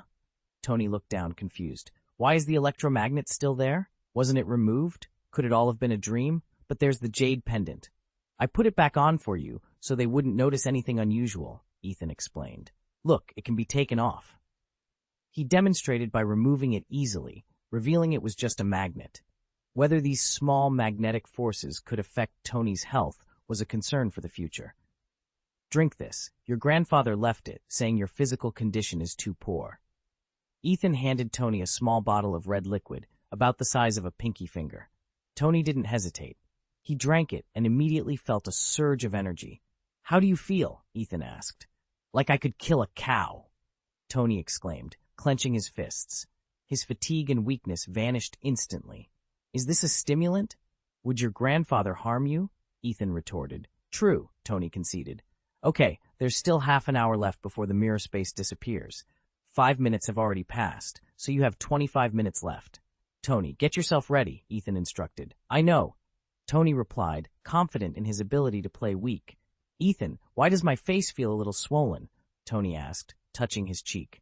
Ahem, it must be an illusion, Ethan said, trying to sound convincing. Is it? Of course, it was definitely not me, Ethan insisted. They both burst into laughter. Half an hour later, the mirror space disappeared, and the monitoring screen outside turned to static before quickly returning to normal. The person in charge of monitoring didn't suspect anything. If you want to use this place as a workshop, you'll need sufficient lighting. We need to prepare welding equipment, acetylene and propane, a welding table, a helmet and goggles, a crucible, and 2 sets of cutting tools. Outside, Duke was preparing to leave. It would take Tony at least 2 or 3 days to build the MK1. This time difference was enough for him to help Mira retrieve the Neptune Trident. Of course, the Trident itself wasn't the main goal. He needed to find Nicole. No, he needed to bring Atlanta out. End of this chapter. Chapter 154. So who am I going to challenge? You want to test him, don't you? Mara suddenly approached and asked. Who? Duke responded, slightly puzzled. The one called Ethan. As expected of my fiancé, you're smart, Duke said, giving Mara a thumbs up. Let's wait until you win, Mara rolled her eyes. So, who am I going to challenge? Duke spread his hands, looking for clarity. Of course, it's King Orm, Mara replied without hesitation. So, do you still want to find the trident? Duke turned to look at Arthur, the Sea King. Huh? Arthur was a little taken aback. As long as I kill the so-called King Orm, it's over. There's no need to find any trident, Duke said confidently. The two were a little stunned. Yes, as long as King Orm is killed, it will be all right. But then again, Mara shook her head and said, How can that work? Unless you want to be the Sea King, but you are a person from the surface, and the people of Atlantis will not obey you. At that time, the kingdoms of Atlantis will be in chaos. The situation is not good for Atlantis. The throne of Sea King still needs someone from the sea to sit on it, and all this comes from the Sea King Trident. That is, the legendary golden trident of King Atlan, Arthur added. And she's still there, Mara said. Then, here comes the problem. He has to challenge his younger brother and defeat King Orm to become the Sea King of Atlantis. According to your tradition, you will automatically become the new king's fiancé. So, shall I kill him first? Duke turned to look at Arthur. Arthur was confused and quickly asked, Do we have this kind of tradition over there? No. Mara also shook her head. So, who do I have to challenge to become your real fiancé? Duke asked with a smile. Mara was confused. According to her father's arrangement, she would become the Queen of Atlantis, not specifically the Queen of King Orm. Therefore, although there was no such tradition as Duke mentioned, in reality, once Arthur became the King of Atlantis, she would automatically become the Queen of the new king. Seeing her expression, Duke understood. It seems that I need to establish my prestige in Atlantis. What are you going to do? Mara asked nervously. There are 2 people I want to challenge. One is him, and the other is your father, King Nereus. No matter which one I challenge, Atlantis will be hostile to me. So since the result is the same, why don't I go directly to the source of the trouble instead of looking for the trident? Duke explained. The two were at a loss for words. Chich, I admit that you are very powerful, but in the water, in the deep sea, can you go down there? Mara rolled her eyes. Duke smiled and said nothing. You can't really go into the sea, can you? Mara asked in surprise. Nothing is impossible for me. He is very powerful. I saw with my own eyes that he beat Superman to the ground, Arthur whispered. Huh?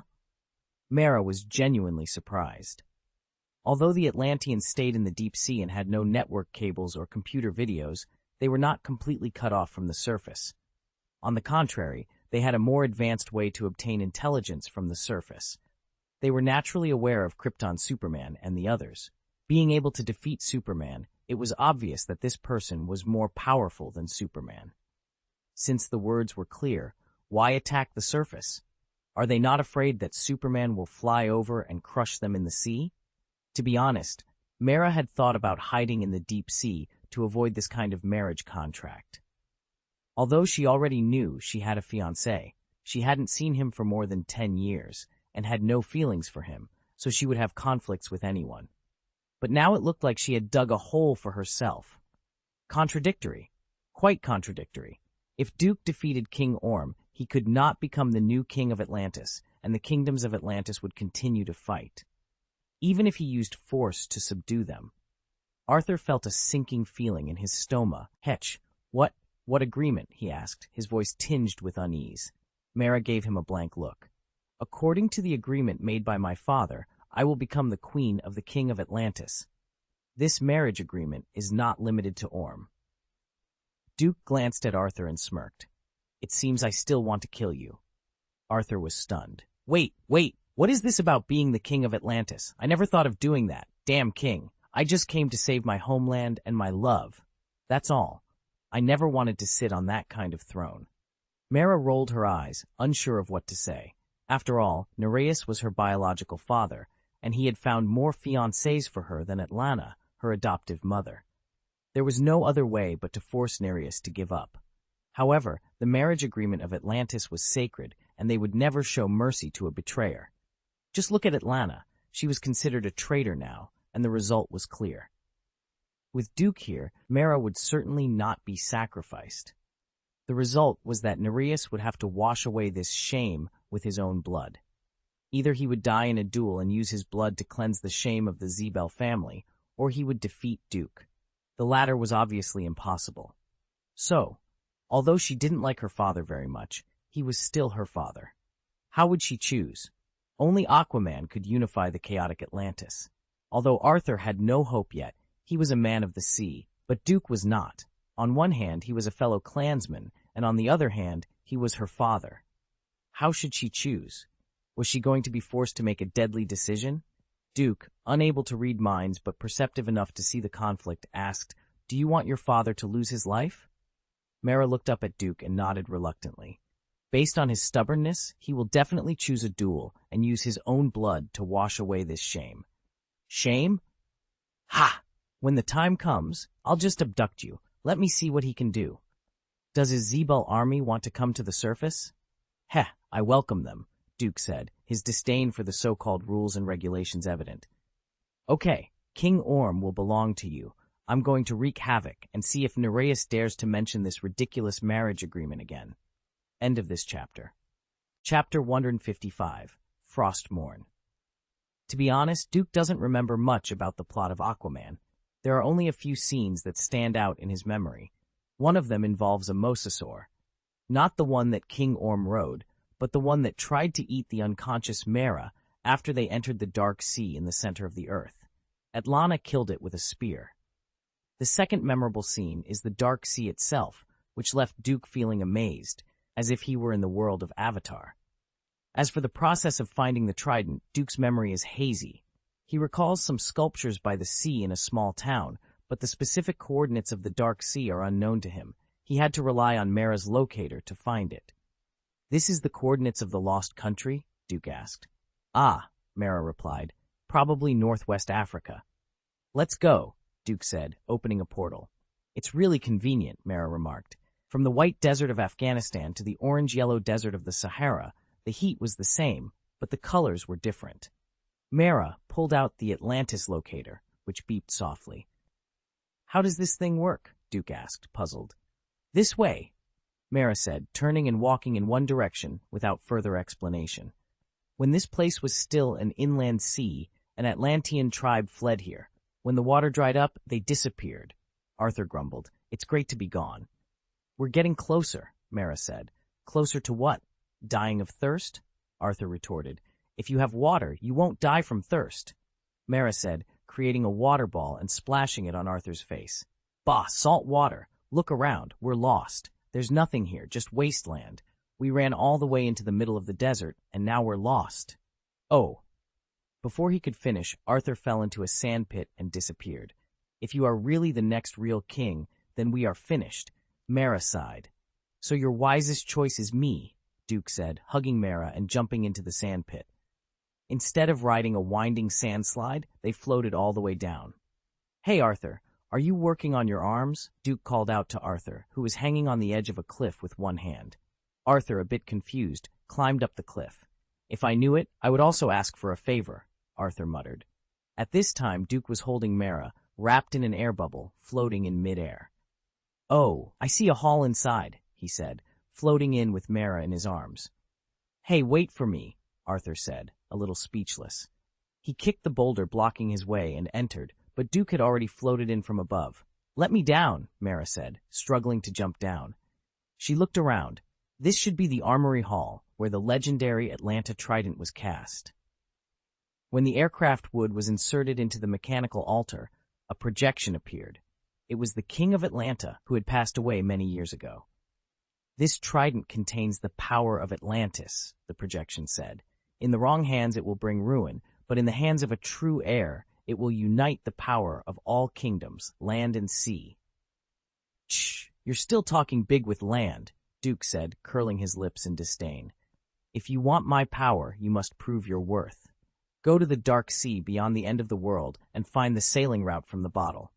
Only in the hands of a true king can it be seen, the projection continued before disappearing. We can't let Orm find it, Arthur said, nodding. Mara smashed the plane to pieces. Wait, Arthur exclaimed. How? Mara asked. Shouldn't we write it down first? Arthur looked annoyed. I've already remembered it. Don't you remember? Mara asked. Of course I remember, Arthur said. In front of the mechanical altar, the ground suddenly opened, revealing a hidden bottle. Looking for the navigation route from the bottle, Arthur said, taking it out. Is this what it means? Inside the bottle was a map of Sicily, Italy. Duke, Mira called out, turning her head to look for him. Hey, Duke, we're leaving. Got it, just a minute, Duke replied, still rummaging through the treasures of the lost Atlantis. There were many valuable items scattered around, and he was determined to find them all. To their surprise, the entire hall was empty, save for Duke, who had seemingly made everything of value disappear. After an hour of searching, anything Duke deemed valuable was gone. Mira stared at him, incredulous. Are you a treasure hunter or a thief? Why are you looking at me like that? These materials are incredibly valuable. Once I work on them, the things I create will be on par with the Sea King's trident, Duke explained. You're not planning to take the Sea King's trident, are you? Mira asked, frowning suspiciously. You underestimate me as your fiancé, don't you? I have a better weapon than that trident, Duke said, pulling out a drumstick. Mira couldn't hold back her laughter. Pfft, what is this? Arthur also struggled to suppress a smile. Duke's face darkened. It's not that magicians can't notice its extraordinariness. Its appearance is indeed ordinary and quite inconspicuous. If it weren't for the fat raven on the head of the staff, it would look no different from a fire stick. Its extraordinary magical power is not easily noticed by non-magicians. Okay, how about this one? Duke said, retracting the drumstick and producing a rune sword exuding an icy cold air. Anyone familiar with World of Warcraft would recognize it immediately. Frostmourne. While they didn't notice the extraordinariness of the drumstick, the chilling aura of Frostmourne was unmistakable. The sword's hilt was adorned with the head of a fearsome demon king, exuding a strong evil spirit. The dark blue blade was inscribed with glowing runes, and it seemed to be quenched with a deadly poison. Of course, this wasn't the original orange weapon, but a purple version, an imitation of Frostmourne. However, it retained the original's characteristics: absorbing life, absorbing souls, bestowing power, and resurrecting the dead. Being a counterfeit, it lacked the original's side effect of corrupting its owner. Want to see how powerful it is? Duke chuckled, gripping Frostmourne with both hands. He thrust it into the ground, sinking 1/3 of the blade. Instantly, the entire lost city shook, the ground cracked open, and skeletal arms emerged from the gaps, clawing their way out. Resurrection, an army of the dead. Chapter 156, A Slap Necromancy. It's a bit different from Alsace's summoned skeleton army. Not all of the empty bone eye sockets are glowing with blue will-o'-the-wisps. At first glance, there is a bit of colorful variety. To be honest, this is his first time performing it. After a simple scan, the wisps in the eye sockets represent their strength levels, from bottom to top: white, yellow, green, red, blue, purple, and black. The higher you go, the fewer colors there are, and there is only one black will-o'-the-wisp. There are very few white and yellow ones. After all, the Atlanteans are much stronger than ordinary humans, and the green ghosts have the most skeleton soldiers. Both Mara and Arthur were stunned by the densely packed skeletons.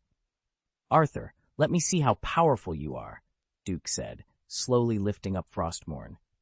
At the direction of the sword, the skeleton soldiers rushed towards Arthur with a collective roar, which shocked the big man. Mara hesitated to go up to help, but Duke stopped her. "You, honey. It's Arthur's time," Duke smiled. Looking at the densely packed skeleton soldiers, Arthur also became determined. He lifted a long boulder with both hands and used the big windmill skill. Whirring, all the skeleton soldiers who were close to him were swept away, their bones breaking as they hit the ground. "Ha-ha, at this level, it's not as interesting as those demonoids." Arthur laughed while spinning the big windmill. Mara covered her head, feeling that the future of Atlantis was hopeless. "Are you stupid? Isn't that long boulder heavy? Are you tired of going around in circles? Don't you feel dizzy? Before you smash a few skeleton soldiers, you're going to lose your strength and feel dizzy. Are you brain dead?" Sure enough, Arthur soon became a little unsteady. A little dizzy. Mara was even more speechless. Arthur shook his head vigorously a few times. Then, like a human cannonball, he plunged into the pile of skeletons and went on a rampage. He grabbed a skeleton soldier in each hand, replacing the previous long boulder, and then swung them left and right. When smashing the close-up skeleton soldiers, he also smashed the skeleton soldier weapons in their hands. Until he met the skeleton soldiers with the purple will-o'-the-wisps, he was unstoppable. The first 5 colors are physical, and the difference is only in the degree of resistance, strength, speed, agility, and whether they are holding a weapon or wearing armor. But the purple will-o'-the-wisps began to have skills: spell type, enchant type, and purely melee type. The magic type and the pure melee type are manageable. The magic type is slow, and once you get close to it, it will be the end. The pure melee type is also easy to deal with, as it just knows some combat skills. But the enchanted type is the most difficult to parry. The enchanting type has both specialties. It will enchant armor and weapons with energy, such as corrosive flames and ice. It has magical characteristics and super high melee skills. Arthur, not paying attention, was injured. A cut was made on his thigh, and his blood vessels and muscles were frozen by the corrosive energy of the ice. But fortunately, Arthur also has considerable fighting experience. In addition, these dead bones are decayed, and the strength of the resurrected dead soldiers is not very strong. After dozens of rounds, there were still a few purple skeleton soldiers left. There was only one black ghost fire skeleton soldier standing on the scene. He was the most unique, not only with black will-o'-the-wisps jumping in the empty eye sockets, but also with a body made of black bones, thicker than ordinary skeleton soldiers. Judging by his appearance, he was close to 3 meters tall. Plus, he wore a jet-black crown on his head. "Come on!" Arthur was ready for the last fight. "Enough!" Mara suddenly yelled and stepped forward to slap Duke. Duke flashed away, avoiding the slap. Arthur was confused by this. After Duke dodged, a burst of anger surged into his heart. "You helped me find the trident, yet you slapped me? I really thought you were good-looking, so I just... Humph. Unless you give me a reasonable explanation, believe it or not, I will crush you to the ground. They are the souls of the ancestors of Atlantis, and you have disturbed their rest. You. Is that so? Well, although these people are not Mara's ancestors, they are still the people and compatriots of Atlantis. You resurrected their clansmen to become undead in front of them. It's really not appropriate. All right, I apologize to you. You're not apologizing to me, but to them. Mara pointed to the broken bones on the ground. That was broken by Arthur. Arthur expressed helplessness. He couldn't just stand there and get beaten, right? Mara stared sharply at him. It's useless for me to apologize to them. They can't hear you. Duke shook his head. He could apologize to Mara, but not to a pile of dead bones. What's more, they really couldn't hear him. The soul energy left on the corpses was not enough to revive their consciousness. Simply put, they were just corpses driven by necromantic magic. Apologize. It's a matter of attitude, Mara insisted. Actually, it's not completely playing with the souls of your Atlantean ancestors. Duke turned his head to look at the only tall black skeleton still standing. Confused, Mara turned her head to look over. Sensing Duke's gaze on him, the black skeleton soldier with the crown on his head knelt down on one knee. Hello, strong man. Thank you for waking me up. I am Heims, the last king of the Lost Kingdom. Heims? Duke blinked. Are you Thor? Hemsworth's? Heims. I've heard of this name before. He was a great king who saved the Lost Kingdom and made it prosperous for a while, Mara said in shock. This skeleton soldier with a crown on his head and black armor was really the king of the Lost Country? Prosperous for a while? Oh, yes, after prosperity, there is a rapid decline. It's so funny. Because he was a dead soul, there was no Adam's apple, vocal cords, or muscles. The simple bumping of the upper and lower teeth sounded eerie, as if it was a voice from the abyss of hell. I sense that you are from Atlantis. How many years have passed? Mara shook her head. Sorry, there is no accurate record of this. Since you are the last king, it must have happened at least 200 million years ago, right? 2 million years, Heims muttered to himself. What happened in the Lost Country? Mara was very interested in this. Heims sighed and spoke slowly. The earth is changing. A few minutes later, Duke understood the story. When this group of Atlanteans fled here, it was an inland sea, but there was still a connection to the Atlantic Ocean. As the Earth's crust shifted, the connection collapsed, cutting off their access to the sea. Then the temperature rose, and a series of events, such as the eruption of submarine volcanoes, caused the inland sea to evaporate and gradually disappear. Ultimately, this area became a desert. The Lost Country was also destroyed in a strong submarine volcanic eruption. End of this chapter. Chapter 157, A Sad Story. This chapter tells a tragic tale. Before the inland sea could completely disappear and turn into a desert, the Lost Country met its end. Large-scale underground volcanic activities caused countless eruptions of magma and poisonous gases. The once clear seawater instantly turned into a swamp, suffocating countless inhabitants. Simultaneously, a volcano on the surface erupted, covering the area with volcanic ash. The water became muddied, and a thick layer formed on the surface, blocking the passage to the Atlantic Ocean once again. There was no escape, neither to the heavens nor to the earth. The inhabitants were trapped alive in this quagmire. Only a small number managed to escape the water, but unfortunately, not all could survive on land. Look at the current Atlanteans. They have to wear bulky crab armor when they come to the surface. If the water inside breaks and leaks out, they cannot breathe air. The same fate befell the lost people. Only a few high-level individuals could move on land, but they too gradually died in a short period. Most of the rest perished during the first wave of violent volcanic magma eruptions, and the remainder suffocated in the mud and poisonous gas. The crustal movement caused a massive hole to open on the seabed of the Lost Country, releasing magma and other deadly substances. It is indeed a sad story. Hearing this, Mara fell silent. Tell me your wish. I know you have an unfulfilled wish, Duke said. Heims raised his head. This strong human being, please help me find my little girl's bones. In that disaster, I was separated from my little girl. Millions of years have passed, and I just asked to be buried with my daughter's bones. Mara's eyes watered, clearly moved by the tragic fate of Heims's daughter. Can't you find it yourself? Duke asked. I sensed it just now, and there is no trace of familiar soul fluctuations, Heims replied.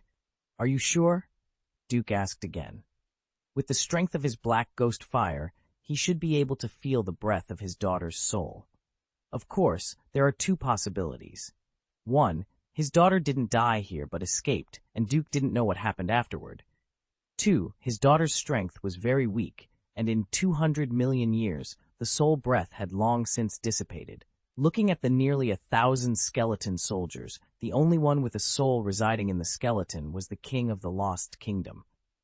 Those purple will-o'-the-wisps should be the powerful generals of the Lost Country, but it's a pity that they, as powerful as they were, hadn't left a ray of soul breath behind. Not to mention his daughter. Could your daughter have escaped? Mara asked, trying to give him a glimmer of hope. Himes shook his head violently, making a clicking sound. Impossible. My daughter was only 3 years old. It was impossible for her to run on land. Even if she surfaced, she would die because she couldn't breathe. How tall was your daughter? Mara inquired. 1/2 meter, maybe? Himes seemed to be remembering, and after a while he hugged his head in pain. Sorry, I don't remember. She was about the height of a 3-year-old. Clearly, Himes's soul had severe memory loss. Break one of your finger bones, Duke instructed. Himes didn't hesitate and broke off a finger bone. Seeing this, Mara frowned, although Himes might not feel pain anymore. Duke raised his hand, and the phalanx floated over. Immediately, a white light radiated from it, and then it flew out. It will find someone who is related to you by blood, Duke explained. Is your daughter the only one related to you by blood? My ancestors, too, Himes replied. Well, that counts, Duke said. The finger bone flew for half an hour and found several corpses. Of course, Duke didn't fully expand, so not all the people in the Lost Kingdom turned into skeleton soldiers. These, judging from the location, they should be my ancestors. This is the cemetery, Himes recalled. The entire Lost Kingdom was a tragic tale of loss and despair. The search had been thorough, but there was no sign of the target anymore. Duke's fingers trembled uncontrollably as he realized the target had vanished. Could it be? Duke sighed and returned to the hall where Arthur had been torturing the skeleton soldiers. He remembered a small skeleton soldier, about 1/2 meter away, with a yellow will-o'-the-wisp.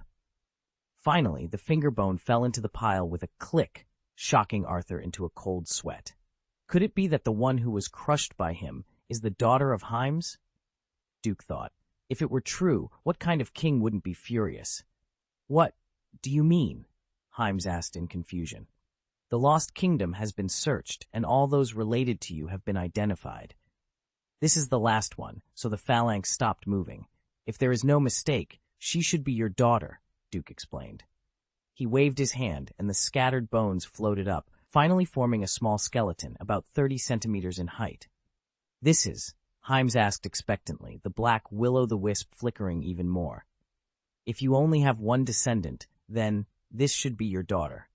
Sarah, my dear daughter, it is I who have wronged you, Himes lamented, trying to hug the remains and cry, though he couldn't shed tears.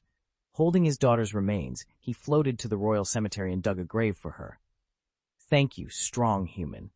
I have no treasures to give you, so I'll give you this crown.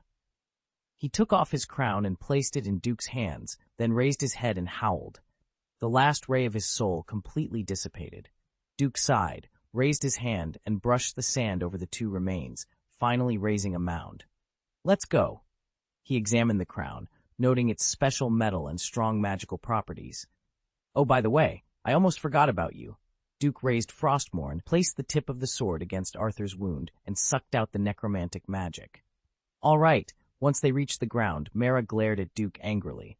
I won't apologize to you. This is just an example. I didn't ask you to apologize, and didn't I apologize to you, besides? Duke shrugged and sighed. That wasn't his daughter at all. What? Mara's mouth dropped open in bewilderment. Arthur also looked stunned. No, not then. Were you lying to him? Mara got angry again. Duke shrugged and sighed. This is a sad story. Didn't you notice that Himes had a green light floating above his head? Green light, what do you mean? Mara was puzzled. He's been cheated on, Duke explained. Green? The two were still confused. Duke had to rephrase it. Himes's wife cheated on him, and the child she gave birth to wasn't his.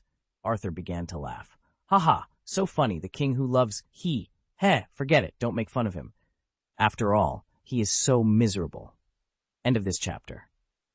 Chapter 158, please start your performance. We have all come to Sicily, and this topic has not been revealed yet. Walking all the way, I could feel Mira's eyes on me. Embarrassed by her stare, I touched my nose and asked, "Why are you staring at me?" "The lost country is so vast. Maybe that Sarah is far underground, and you haven't found her," Mira replied, still unwilling to accept such a tragic story. The idea of betrayal was too much for her. This ending was far from perfect. She even suspected that I was deliberately trying to disgust her as revenge for a previous slap. "First of all, there will be no problems with my magic. As long as there is a blood connection, the finger bones can find it. You saw this yourself," I explained. The finger bones had flown all the way, and we had chased them all the way. Mira fell silent. Heim's finger bones had indeed found blood relatives, pointing them out one by one. Of course, not all the royal tombs had blood relations with Heim's. Secondly, no matter how far away it is, as long as it is a corpse related to Heim's, it can be found. You know this too, I continued. Mira was silent again. The finger bones had flown far, to the very edge of the lost country. Finally, Heim's daughter is only 3 years old. Where do you think she should live? It must be in the royal city, palace, or hall. Do you think Heim's would let her run around? When the disaster broke out, she would most likely wait for her father to come and save her, instead of running around. So if I guess correctly, she should be in the hall we saw, I concluded. Mira frowned and asked again, "That little skeleton is really Heim's daughter? I mean, his queen?" "How would I know?" I shrugged, speechless. "I took Heim's finger bone, not his queen's finger bone." In short, this can be regarded as an end to a father who has been waiting and persevering for millions of years. Even if he is being lied to, it is a good intention, right? I smiled and walked forward. What he said is reasonable. Do you want to tell him that his daughter was born to someone else by his queen? That would be too cruel. Arthur nodded and followed. Mira gave me a hard look. "This story is not perfect," she whispered. "That's Heim's daughter. This guy must be fooling me." Well, this is also a kind of deception to oneself, right? There's an old castle on that hill. What did the image say? Arthur asked. "Go to the dark sea beyond the end of the world and find the navigation route from the bottle. Only in the hands of a true king can you see it," Mira replied. Bottle. Arthur pondered for a while, quickly took out the bottle from Mira's bag, and used it as a telescope. "Oh my God, it's amazing! But how do I know which direction to look?" Mira snatched it up and found a map mark, but there was no direction. It could look from anywhere. "You can only see it in the hands of a real king," I said, pointing to a stone statue overlooking the sea. "Romulus, the first king of ancient Rome, the founder of the Roman Empire and city-state." "How do you know?" Mira wondered. "Please, you can only see it in the hands of a real king. Isn't this too obvious? Look at these sculptures. Even if you don't know which one is the king, you can tell by the posture. Look at this Romulus. Isn't this guy just holding a telescope to look at it? And the most ridiculous thing is, this guy's eyes are still empty," I explained, exasperated. Sure enough, after the bottle was placed on it, it found its final direction. "Found it. That's our destination." At that moment, the statue was attacked, and a violent explosion sounded. I remembered this episode, so I pulled Mira aside early on. As for Arthur, who cares about him? Come Black Manta Ray too. A few minions stood nearby. A red eye of death blasted the unlucky Arthur away once again. "Hey, are you okay? Can you handle him?" Duke shouted. Arthur got up from the ground, his arms scorched black from the laser blast. I think so? Well, you can deal with him yourself then." "I won't interfere," Duke said, waving his hand dismissively. Arthur muttered under his breath. "Me, you, Moppy." "Princess Mara, you are accused of treason," several crabmen declared as they surrounded Duke and Mara. "Kala, kala, kala," Duke stomped his foot, and bone-chilling ice spread outwards. Before the crabmen could react, they were frozen into ice sculptures. "Who gave you the courage to get close?" Duke sneered. "Who are you?" Black Manta was visibly frightened. This man was so strong, yet he seemed unaffected by the ice. "Don't be afraid. Don't worry. I won't intervene in your conflict with him. Whether you live or die, whether he lives or dies, depends on your own abilities," Duke said, picking up Mara. Suspended in an air bubble, they floated into the air. "Please, start your performance." Ignoring Duke, Black Manta saw his chance to end Arthur's life. He attacked fiercely, stabbing Arthur with a sword. Mara screamed in shock. Hey, strange. Why did he become weaker? When he fought Steppenwolf, he wasn't this weak. Could it be because he doesn't have his trident? Duke muttered to himself. In Justice League, Arthur fought like a tiger, skewering enemies and having all sorts of fun. Why had he become so cowardly and weak in Aquaman? Could it be because the trident is gone? It seems so. The trident grants its holder great power, and the one Arthur used belonged to his mother, Atlana. Now, it is broken. Even if Black Manta has an Atlantean weapon that can break Arthur's defense, it shouldn't be this bad, right? Boom. A loud noise pulled Duke back to reality. Black Manta shot another deadly eye, knocking Arthur down the mountain. Arthur! Mara yelled, but Duke held her so tightly that she couldn't move. If you want him to die, go and save him. But this is his own battle. Such deep-seated grievances must be resolved with the blood of both parties. Father, whose father is it? Mara asked in surprise. Did he kill that man's father? The alien's father was a criminal, Duke replied. Deserved, Mara said. Do you mean the alien or Arthur? Duke asked, rolling his eyes. Okay, let's follow up to see the result.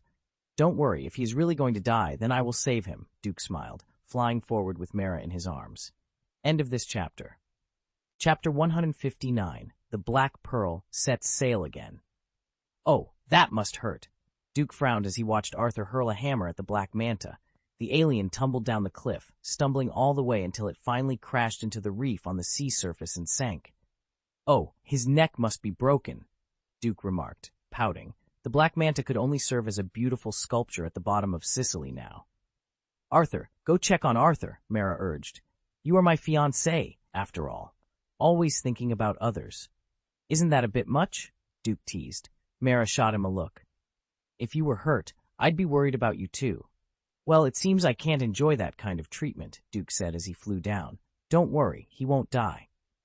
At this moment, Arthur was in a bad state. He had been stabbed several times by Atlantis steel, losing a lot of blood, and was on the verge of fainting.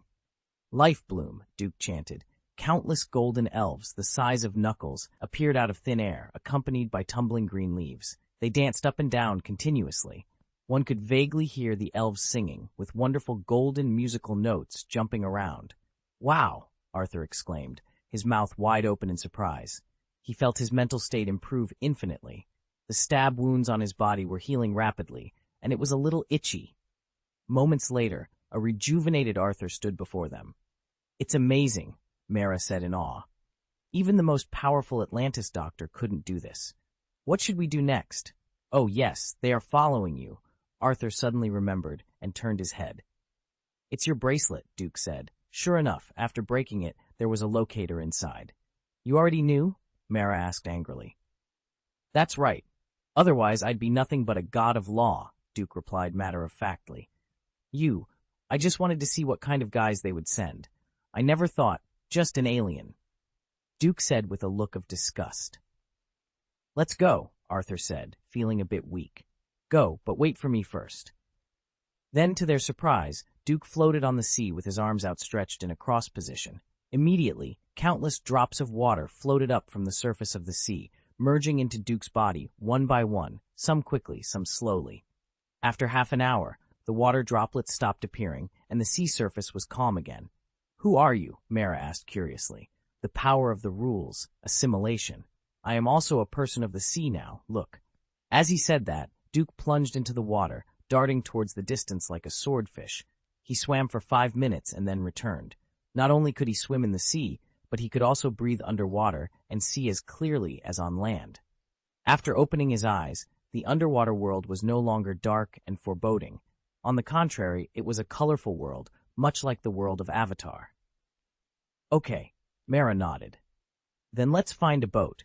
I see there are many by the sea. Those are private, Arthur said. Is that so? Aren't the boats at the pier public? Mara replied. Well, this time there was no incident of Mara stealing a ship. The boat or something, let me handle it. Duke remembered that the next step was to go to the territory of the Trench Clan. People with deep-sea phobia probably wouldn't be able to handle the upcoming scenes. Duke created a huge ice ship out of thin air, which shocked the two again. The ship was massive, reminiscent of the Pirates of the Caribbean style, but larger and with a wider chassis. "Well, I admit this scene is shocking, but won't we freeze to death?" Arthur complained. "Don't worry. If you die, I'll return your ashes to your father," Duke joked. "Ha, forget it." Mara gave the two of them a blank look, stepped onto the iceboat first, and was surprised to find that it wasn't cold at all. The Black Pearl set sail again. After floating for a while, Mara suddenly sighed. "This route will take us to the Trench Clan Sea." Arthur asked, "It's a sacrifice?" Mara nodded, and then looked at Duke. She was Ken there as a sacrifice to them, and it has become a place of death. Although Duke said she is still alive, I can't imagine how she survived. Besides, we don't know anything about what's going on there. "We should turn back. We still have time to warn the people on land and prepare them for the coming war," Arthur said. "Turn back?" Mara was surprised. "You don't want to save your mother?" "Listen, I'm not a leader, and I don't want to be a king," Arthur replied. "So you don't want to save her?" Mara asked, her voice rising with frustration. "I don't know if she is still alive, and this is my business. I don't want others to die because of it," Arthur said firmly. Duke was visibly angry. "It's your business? Atlanta is also my adoptive mother. My relationship with her is closer than with my biological mother." Mara pushed Arthur angrily, her eyes blazing with anger. At that moment, the sky gradually darkened, and lightning began to strike from the dark clouds. The wind howled, and a rainstorm ensued. The sky seemed to merge with the sea, creating an ominous atmosphere. The ice ship Black Pearl, controlled by Duke, moved extremely fast and arrived at the so-called end of the world in less than half an hour. It truly looked like the end of the world, with the sky and the earth connected, causing a sense of panic. Of course, Duke didn't panic. His vision was as clear as daytime, with super distance sight. "A lot of guests are here." "What?" Mara asked, confused. Duke's backhand revealed a trench man of equal height, a piranha man. "Like this?" Mara was a little disgusted. Arthur complained, "Looking like this, you don't need makeup for horror movies." The creature was more exaggerated than an alien. "Let's go. I've prepared a big gift for the guests below," Duke said, opening a portal.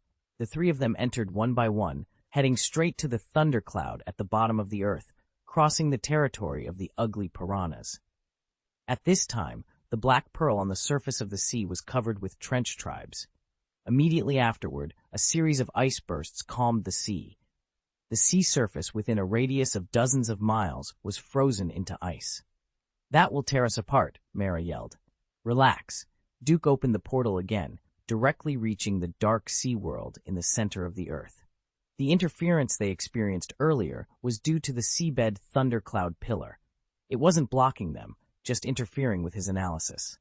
The interference was quite low, but to ensure accuracy, Duke chose a two-stage transmission. When they opened their eyes, they were immediately dumbfounded. The place was too beautiful to believe. It was unbelievable that there was actually a land world hidden under the sea. End of this chapter. Chapter 160, A Happy Decision. Duke was taken aback. Watching a movie, even with 3D effects, doesn't compare to the shock of being there in person. This was a world of dinosaurs. Huge pterosaurs soared in the sky, mosasaurs dominated the seabed, long-necked diplodocus bathed on land, and small predatory dragons ran happily around. It was simply a prehistoric world. This place is really good for a vacation, much better than Skull Island, Duke thought quickly, considering bringing the heroine back for a vacation. "Is she here?" Arthur asked nervously, looking around. Mara was also scanning the surroundings. "Atlanta! Atlanta! Atlanta!" Duke called out, like a broadcast, sending out a missing person notice. "What are you doing?" Mara asked curiously. "Calling someone for you." Soon, a figure in white armor, resembling a member of the trench tribe, jumped out of the sea like a swordfish, holding a 1-meter-long octopus. It seemed to be her meal for the day. The white trench person, an albino, or perhaps a member of the royal family in the trench tribe, looked strange in her armor. After jumping out of the sea, she was stunned, dropping the octopus in her hand. She didn't recognize Arthur, but she recognized Mara. Despite Mara's changed appearance, her red hair was still obvious. However, it wasn't Mara but Duke who made her lose her composure. "It's you. Why did you come here?" Atlanta threw away the albino trench tribe's skull and looked at Duke suspiciously. "I brought your son here." Duke pointed to Arthur. Atlana was shocked and turned her head mechanically to look at the bearded man by the sea, her eyes slowly getting moist. Although he looked different from what she had imagined all these years, and the beard looked dirty and ugly, the bond between mother and child made her recognize him. She walked over slowly. What made Duke laugh was that Arthur, a muscular man, actually took a step back, looking lost. This was the so-called timidity of being close to one's mother. Arthur. Mother. The two hugged each other and cried. "I'll give you 5 minutes to adjust your mood," Duke interrupted suddenly. Mara turned her head slowly and gave him a blank look. "You always spoil the moment at critical times." "Cut!" Duke also curled his lips and returned a glance. It seemed like there was some kind of electric spark colliding between them. "Look at me. I was so excited that I forgot." Atlana quickly wiped away her tears. "I haven't thanked you yet, Duke. Today is my happiest day." "Are you happy that I haven't even driven the car yet?" Duke thought to himself, but Atlana couldn't hear it anyway. "Okay, don't be too happy. There will be times when you will cry," he said in his heart. "I came here just to ask you, the agreement you made with me 23 years ago, does it still count?" "Agreement? What agreement?" Atlana turned her head and glanced at the beauty with burgundy hair. "You are Mara, right?" "It's me, Mother," Mara replied. "You're so grown up in the blink of an eye," Atlana nodded, then turned to Duke. "Of course, it counts." Originally, she had placed her hopes for the connection between the land and the sea and the peaceful coexistence of the two races on the child in her belly. She saw this as proof that the two races could live together in peace, and that one day her child would unite the divided Atlantis.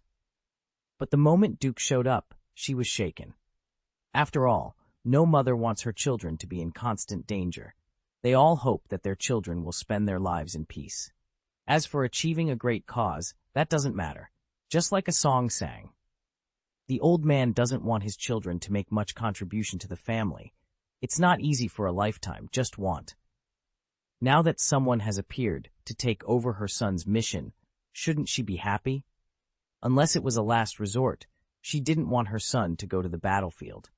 Therefore, it seemed like a good choice for a strong man from the human world to marry Princess Zhengji of the ocean. "Unfortunately, someone broke this agreement," Duke said, clearly unhappy. "What? Could it be Nereus?" Atlana began to speculate. Mara nodded. "My father's marriage with King Owak means I will become Queen of Atlantis." Atlana, being perceptive, immediately understood the complexities of the situation. She took a deep breath and looked back and forth between her son and Mara. Queen of Atlantis. Mara didn't specify that she was the Queen of Alm, but Atlana understood. This was a troublesome matter. "Owak?" Atlana asked. "He has passed away. The current king is Orm," Mara clarified. Atlana's eyes gradually dimmed, making the situation even more troublesome. If Owark were still alive, the agreement could be attributed to his coercion. In that case, Duke could challenge Owark, and if Owark lost, the marriage agreement would be automatically cancelled. But now that Owark had passed away, it was her son Orm whom Duke would have to challenge. Although she lived with someone she didn't like, Orm was still her son. If she didn't choose Orm, the only other option was King Nereus, Mara's biological father. It didn't matter who was challenged, the situation was dire. However, there were even more unfortunate developments awaiting her. Alm has joined forces with Zeeble and the Murlocs. He plans to launch an attack on the saltwater tribes. By doing so, he will gain the consent of the 4 nations to become the Lord of the Sea and then launch a war on the surface world, Mara explained. "I'm afraid he's already attacking the saltwater tribe right now." Atlana's eyes widened in shock. Duke had told her 23 years ago that Atlantis would launch a war on the surface. She never thought that today, 23 years later, this war would actually come to pass. "No matter what, please save my life," Atlana pleaded. She was smart enough to understand that there was an unresolved problem here. "My son" referred not only to Orm, but also to Arthur. She hoped that Arthur could become the new king of Atlantis. But now, if Arthur became the new king, he would automatically stand in opposition to Duke. Whether it was challenging Orm or Arthur, it was impossible for both sons to win. However, a more cruel fact lay before her. Orm had to step down, so who would be the new king of Atlantis? She could take over temporarily, but eventually her son would need to succeed her. Wait, she suddenly realized, if she became the queen of Atlantis, wouldn't this agreement automatically fail? Such a happy decision.